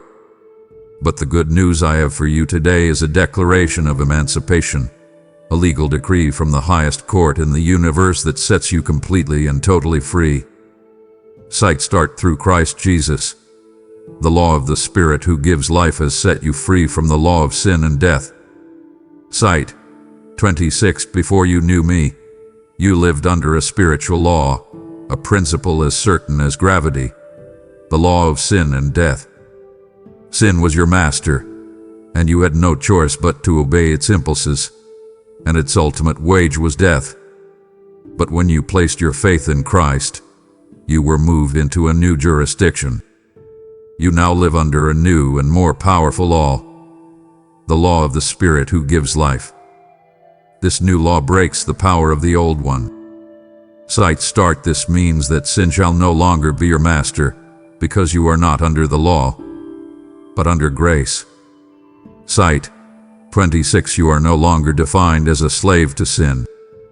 Sight start. You have been made a slave to righteousness. Sight. 26. Your fundamental identity has changed. Sight start. This is why I can say to you, if the Son sets you free, you will be free indeed. Sight.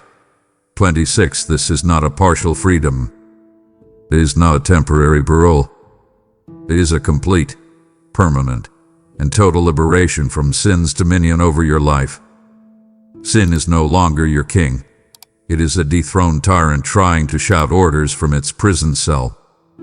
It still has a voice, but it no longer has authority over you. So what is your part in this? Sight start. Stand firm, then, and do not let yourselves be burdened again by a yoke of slavery. Sight. 26. Freedom must be walked in. You must actively believe the truth of who you are. When temptation comes, you must not say, I am a helpless slave to this. You must say, I am free from this. Sin is not my master.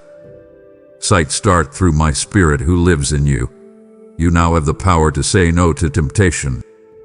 Sight. 26. The choice is now yours in a way it never was before. You are not fighting to get free. You are fighting to stay free. So when you stumble, do not fall back into the slave mentality. Get up. Remind yourself of the truth that you are free indeed. Receive my forgiveness, and keep walking in the glorious liberty I have won for you. My beloved, I see your pain. It is a constant companion, isn't it? For some of you, it is a fire in your joints, a weakness in your body, a diagnosis from a doctor that has filled your days with fear and your nights with discomfort. For others, the pain is not in your body, but in your heart. It is the jagged wound of a betrayal that has never healed, the hollow ache of grief that is always there, the scar tissue of past trauma that makes it hard for you to trust and to love. And for so many of you, there is the deep pain of regret, the sorrow over lost time. You look back at years consumed by poor choices, by addiction, by fear, or simply by aimless wandering, and you think, those years were wasted. They were devoured. I can never get them back. You look at all this brokenness in your body, your heart, your history, and you wonder if you will ever be truly whole again. The good news I bring to your hurting soul is this: I am Jehovah Rapha. I am the Lord who heals you. It is not just something I do. It is my very name, my very character. My healing is for your whole being. For your body, I want you to hold on to this truth. By the stripes of Jesus, you have been healed. This is not a denial of the symptoms you feel right now. It is a declaration of a deeper spiritual reality. At the cross, my Son paid the price not only for your sin, but for all of its consequences, including sickness. Divine health is a finished work, a resource available to you now. I want you to come to me, your great physician, and by faith, draw upon the healing that has already been secured for you. For your heart, I am the one who heals the brokenhearted and binds up their wounds. I do not place a simple bandage over your pain. I am a gentle surgeon who goes to the deepest source of the wound, cleanses it with my love, and carefully stitches you back together with threads of grace, making you stronger in the very places you were broken. And for your lost time, I make you this incredible promise. I will restore the years that the locusts have eaten. The years you see as wasted, the opportunities you believe are gone forever, place them in my hands. I have the power to redeem that time. I can accelerate your growth. I can multiply your fruitfulness, and I can pack more purpose and blessing into your future than was ever lost in your past. My restoration is always greater than the original loss. I am the God who makes all things new. So I invite you now, come to me for complete restoration and wholeness. Bring me your aching body. Bring me your broken heart. Bring me your wasted years. Do not hide your broken pieces in shame. Hand them over to me. I am the master restorer. I will not just patch you up. I will make you more beautiful and more whole than you ever were before. My child, I know you feel the pressure. The world screams at you to be successful, to be productive, to make a name for yourself. And even in your walk with me, you can turn that into a spiritual pressure. You strive to be a better person, more patient with your family, more loving to your neighbor, more self-controlled in your habits. You work hard, trying to produce good fruit in your life, and you become so frustrated when you fail, when you see the same old patterns of impatience and selfishness crop up again. You feel like a fruitless, useless Christian. It feels like you are trying to force apples to grow on a dead branch. The good news I have for you today will liberate you from this exhausting cycle of striving. It is not about trying harder, it is about abiding deeper. I am the vine, and you are the branches. Meditate on this picture. It is the key to everything. What does a branch do to produce fruit? Does it strain and struggle? No. A branch has only one job: to stay connected to the vine. The branch does not have the life source within itself. It simply receives the life, the sap, the nutrients that flow from the vine. And because it is connected, the fruit is a natural, inevitable result. My child, you are the branch. I am the vine. Apart from me, you can do nothing. This is not a threat. It is a promise of relief. It takes all the pressure off of you. Your job is not to produce fruit. Your job is to stay connected to me, to abide in my love, to spend time in my presence, to draw your life from me. If you remain in me, and I in you, you will bear much fruit. It is a promise. What is this fruit? First, it is the fruit of the Spirit. It is my own character growing in you: love, joy, peace, patience, kindness, goodness, faithfulness, gentleness, and self-control. These are not things you can manufacture through willpower. They are the organic growth of my life flowing through you.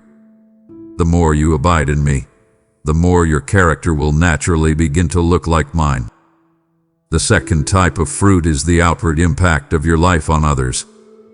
I chose you and appointed you so that you might go and bear fruit, fruit that will last.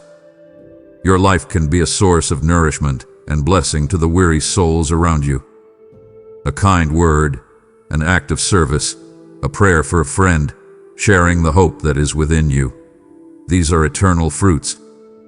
They bring glory to me and show the world that you are my disciple. So let go of the striving. Let go of the self-condemnation. Shift your focus. Stop trying to produce fruit and focus all your energy on simply abiding in me, your vine. The fruit will come. I guarantee it. My child, in the secret corners of your heart, you are afraid that you are a disappointment to me. You see your own sin, your weaknesses, your constant neediness, and you think, I must be wearing out his patience. I'm a problem case. Surely his goodness toward me has a limit. After you fail, you feel a sense of shame that makes you want to hide from me, to try to clean yourself up before you dare to approach me again. You have been taught, by the world and even by religion, that you get what you deserve. So you live in a constant state of trying to earn my favor, of trying to be good enough to deserve my blessing and my help. The liberating good news I have for you today is a word: grace. And this grace is infinitely more powerful and more abundant than you have ever dared to imagine. Grace is my undeserved, unearned, and unearnable favor. It is a gift. You have been saved by grace, through faith, and this is not from yourselves. It is the gift of God. You could not do anything to earn your salvation, and you cannot do anything to maintain it. It is all a gift. My posture toward you is not one of waiting for you to mess up. It is one of leaning toward you with an ocean of undeserved kindness. And this grace is always more than enough. My grace is sufficient for you. It is perfectly tailored to your every need. It is enough for your most shameful sin, for your deepest weakness, for your most overwhelming trial. You do not have a grace deficit. You have a grace surplus. In fact, my grace operates on a stunning principle. Where sin increased, grace increased all the more. Think about that. My grace does not just match your sin, it completely overwhelms it. Your greatest failure becomes the very opportunity for my greatest grace to be displayed. You cannot out-sin my grace. This truth should give you the confidence to approach my throne of grace with boldness, especially in your time of need.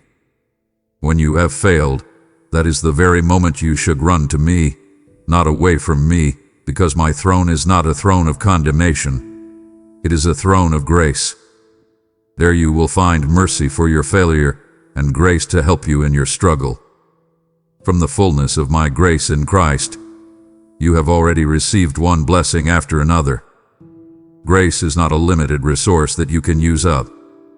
It is an infinite, ever-flowing river that proceeds from my very heart. And this grace is not just a pardon for your past. It is the power for your present. It is my divine empowerment that enables you to live the life I have called you to. So stop trying to earn my favor. Stop hiding in shame. Stop believing you can exhaust my patience. Come and live in the ocean of my grace. It is always, and in every way, more than enough for you. I know you grow weary, my child. You fight the good fight of faith, but the battle is long. You look at the brokenness in the world, the injustice, the suffering, the evil, and your heart aches with a holy discontent. You look at the brokenness in your own life, the struggles that persist, the prayers that seem unanswered, the losses you have endured, and a weariness can settle deep in your spirit. A part of you groans, "How long, O Lord? How long until you make all things right?" You have a deep longing for a world without tears, a life without pain, a kingdom where all is at peace. My child, that longing was placed in your heart by me. It is a homesickness for your true home. And the good news, the ultimate hope that anchors your soul, is this: that day is coming. I am coming back. This is not a myth or a wishful thought. It is the certain and final chapter of the story I am writing. I am coming back for you, to take you to be with me where I am. This is not an abstract event. It is a personal reunion. Just as a groom comes for his bride, I am coming back for my church, for you. The Lord himself will come down from heaven with a loud command, with the voice of the archangel and with the trumpet call of God. It will be an unmistakable, glorious, and triumphant day. This is the blessed hope that you are to live in. He who testifies to these things says, "Yes, I am coming soon." This is my final promise in my word, and my answer to the cry of your heart. When I return, it will be the end of all that is wrong. On that day, every tear will be wiped away from your eyes. There will be no more death or mourning or crying or pain, but the old order of things will have passed away. The struggles you face now, which feel so overwhelming and permanent, are in fact light and momentary compared to the eternal weight of glory that is being prepared for you. Knowing this changes how you live now. This hope is not an escape from this life, but the fuel for it. It gives you the endurance to persevere through trials, knowing they are temporary. It gives you the courage to stand for righteousness, knowing that justice will ultimately prevail. It gives you the urgency to share my love with others, knowing that time is precious. So I tell you to be ready, for you do not know the day or the hour. This is not a call to fear. but a call to live with a joyful and eager expectation. Live each day as if it could be the day. Keep your heart right with me. Keep doing the good works I have prepared for you. And keep your eyes on the eastern sky. For the story is not over. The best is yet to come.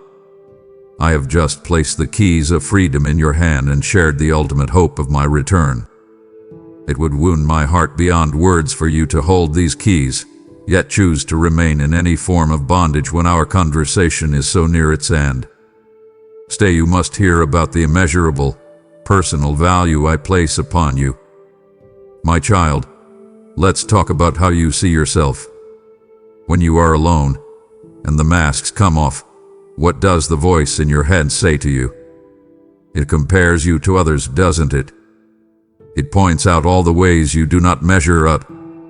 It tells you that you are not smart enough, not attractive enough, not successful enough, not spiritual enough.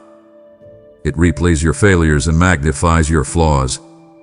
You have listened to this inner critic for so long, along with the critical voices of the world, that you have come to believe its lies.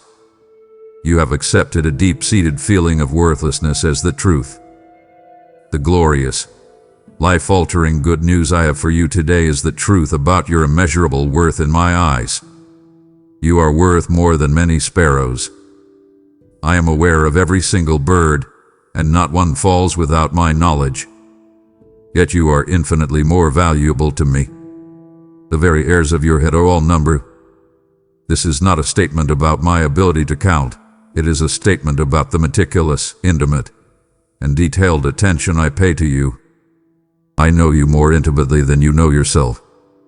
I know your every thought, your every fear, your every dream. This is because your creation was not an accident or a random event. I formed your inward parts. I knitted you together in your mother's womb. You are not a product of an assembly line. You are a custom-designed, handcrafted creation of the master artist of the universe. I made you fearfully and wonderfully. And my feelings toward you are not one of detached tolerance or reluctant duty. This may be the hardest for you to believe, but it is the truest. I delight in you.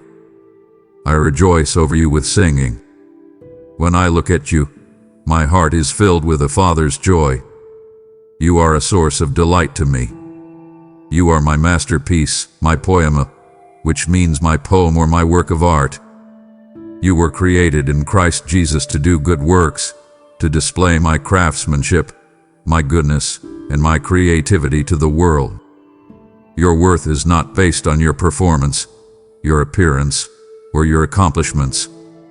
Your worth was established at the cross, where my Son paid the ultimate price for you. Your value is the value of the life of the Son of God. He is infinite. So I command you today, in the name of love, stop listening to the lies. Never again doubt your immeasurable worth in my eyes. You are not a failure. You are not a disappointment. You are my beloved child, my masterpiece, my delight. Begin to see yourself as I see you, and walk in the dignity and honor of who you truly are. When my Son, Jesus, walked the earth, his disciples had the immense privilege of his physical presence. They could see him, touch him, hear his audible voice teaching, guiding, and correcting them. I know you have sometimes wished for that. In your confusion, you have thought, if only Jesus were sitting here with me, he could tell me what to do. In your loneliness, you have felt a deep ache, a sense of being left behind to navigate this difficult journey on your own. You feel like an orphan, trying to live out a faith that feels impossibly hard in your own strength. My child, the good news I have for you is so profound it will change your perspective entirely. I have not left you as an orphan. In fact, I have given you something even better than the physical presence of Jesus beside you. I have sent you my very own Spirit to live inside you. I have sent you the Advocate, the Holy Spirit, to be with you forever. He is not a vague, mystical force or an impersonal power. He is a divine person, just as I am, and just as Jesus is. He is your helper. He is your comforter. He is your counselor. He is your ever-present companion. When you feel alone, He is the one who reminds your heart that I am near. When you are grieving, He is the one who wraps you in my comfort. When you are confused, He is the one who whispers my wisdom to your spirit. This is the incredible reality of your new life. The very presence of God has taken up residence within you. His role in your life is active and intensely practical. He will teach you all things and will remind you of everything I have said. When you open my word and feel confused, it is the Spirit who illuminates the page, who takes ancient truths and makes them burn with relevance for your life today. When you are in the midst of a trial and your mind is clouded with fear, it is the Spirit who brings my promises to your remembrance, providing the exact truth you need in that moment. Furthermore, you have been sealed with the Holy Spirit, who is a deposit guaranteeing your inheritance. Think of what that means. A seal in the ancient world was a mark of ownership and protection. You are sealed, marked as mine forever. An official, unbreakable stamp of divine ownership is upon you. And He is the deposit, the down payment, the first installment of the full glory of heaven. His presence in you now is a foretaste, a guarantee that the rest of your glorious inheritance is absolutely certain. This means you are in a relationship with Him. I call you not to grieve the Spirit by ignoring His leading or by choosing sin, but to be filled with Him. This is a daily choice to surrender your will, to listen to His gentle guidance, and to let Him lead. He is the one who empowers you to be my witness, giving you the courage and the words to speak of me. He is the one who gently convicts you of sin, not to shame you, but to lovingly lead you back to the path of life. He is your inner compass, guiding you into all righteousness. This divine, universe-creating, death-defeating power resides within you. Stop trying to live this Christian life in your own feeble strength. Stop feeling like an orphan. You have a constant helper. Lean on Him. Listen to Him. Depend on Him. The infinite power of your indwelling God is your greatest resource. My child, we have journeyed through a universe of good news. We have spoken of your complete forgiveness, of my constant presence, of your true and unshakable identity. We have uncovered the gift of peace, the assurance of my unconditional love, the unlocking of your divine purpose, and the promise of my provision and strength. We have declared your victory, my comfort, my healing, my guidance, and my protection. We have laid out the certainty of my unchanging nature, your eternal inheritance, and the power of my indwelling Spirit. This is a flood of promises, a treasure chest of truth so vast it can feel overwhelming. And I see the final, most important question forming in your heart.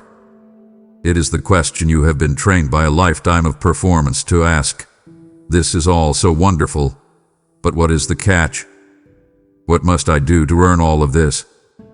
What is my part? My beloved, the answer is so simple, yet so profound it will take a lifetime to fully live out. Your response is not to do, but to be. To be with me. The final and most crucial piece of good news is this invitation. Abide in me. All of these promises, all of these realities are yours in Christ. The key to experiencing them, to making them the reality of your daily life and not just a list of theological truths, is to remain in me. To live your life in a state of conscious, constant connection to me. What does it mean to abide? It means to abide in my love. It means you stop trying to earn my affection, and you simply rest in it. You wake up each morning and remind yourself, I am unconditionally loved by God, and you let that truth shape your entire day. It means to abide in my word. You make my scriptures not just a book you read, but the home your mind lives in. You let my truth be the lens through which you see the world, the standard by which you make your decisions. It means to abide in my presence daily. You cultivate an ongoing conversation with me through prayer, talking to me about everything, listening for my voice in the quiet moments. Abiding is not another thing to add to your to-do list. It is a posture of the heart. It is the posture of a branch connected to the vine, effortlessly drawing all its life and sustenance. It is the posture of a child living in their father's house, secure in his love and provision, not having to earn their place at the dinner table each night. This is the key. You do not get peace by striving for it. You get it by abiding in the Prince of Peace. You do not get joy by chasing it. You find it by abiding in my presence, where there is fullness of joy. You do not bear fruit by sheer effort. You bear it by abiding in the vine. All these promises are yours. The good news has arrived. My arms are open wide. The invitation stands. Run to me. Find your home in me. Stop striving and start abiding. Believe this good news, my child. Do not just agree with it. Build your life upon it. For it is not just a message. It is your very life, your unshakable hope, and your eternal reality. My child, abiding in me is not passive. It is the source from which all good fruit grows, and the overflow of my life in you is meant to become a river for others. If my life flowing through you now compels you to nourish the souls of others with this good news, then it is the vine itself producing this generous fruit through you, the branch. The fields are white for harvest, and this is your moment to be a sower of eternal things. I now declare my promise over your life. I who supply seed to the sower will supply and multiply your resources, so you may increase the harvest of your righteousness. Your obedience in this moment becomes a channel through which my kingdom advances on the earth. Sow your seed now. Release the overflow of my goodness through super thanks, membership, or the PayPal donation link below, and watch what I will do. My child, this good news has now been delivered directly to your spirit. Do not let it remain sealed by silence. You must open it with a declaration of faith. As a prophetic act, write these words below so your own eyes can see your decision. I have received the good news, and I am opening it now. Let this be the marker for this day, the moment you stopped just hearing the promise and started living in it. Let the heavens record your response, for your new life has already begun. Amen. If you believe in me, your Heavenly Father, then like this video and leave a heartfelt amen in the comments. If you want to stay closer to me, then subscribe to this channel.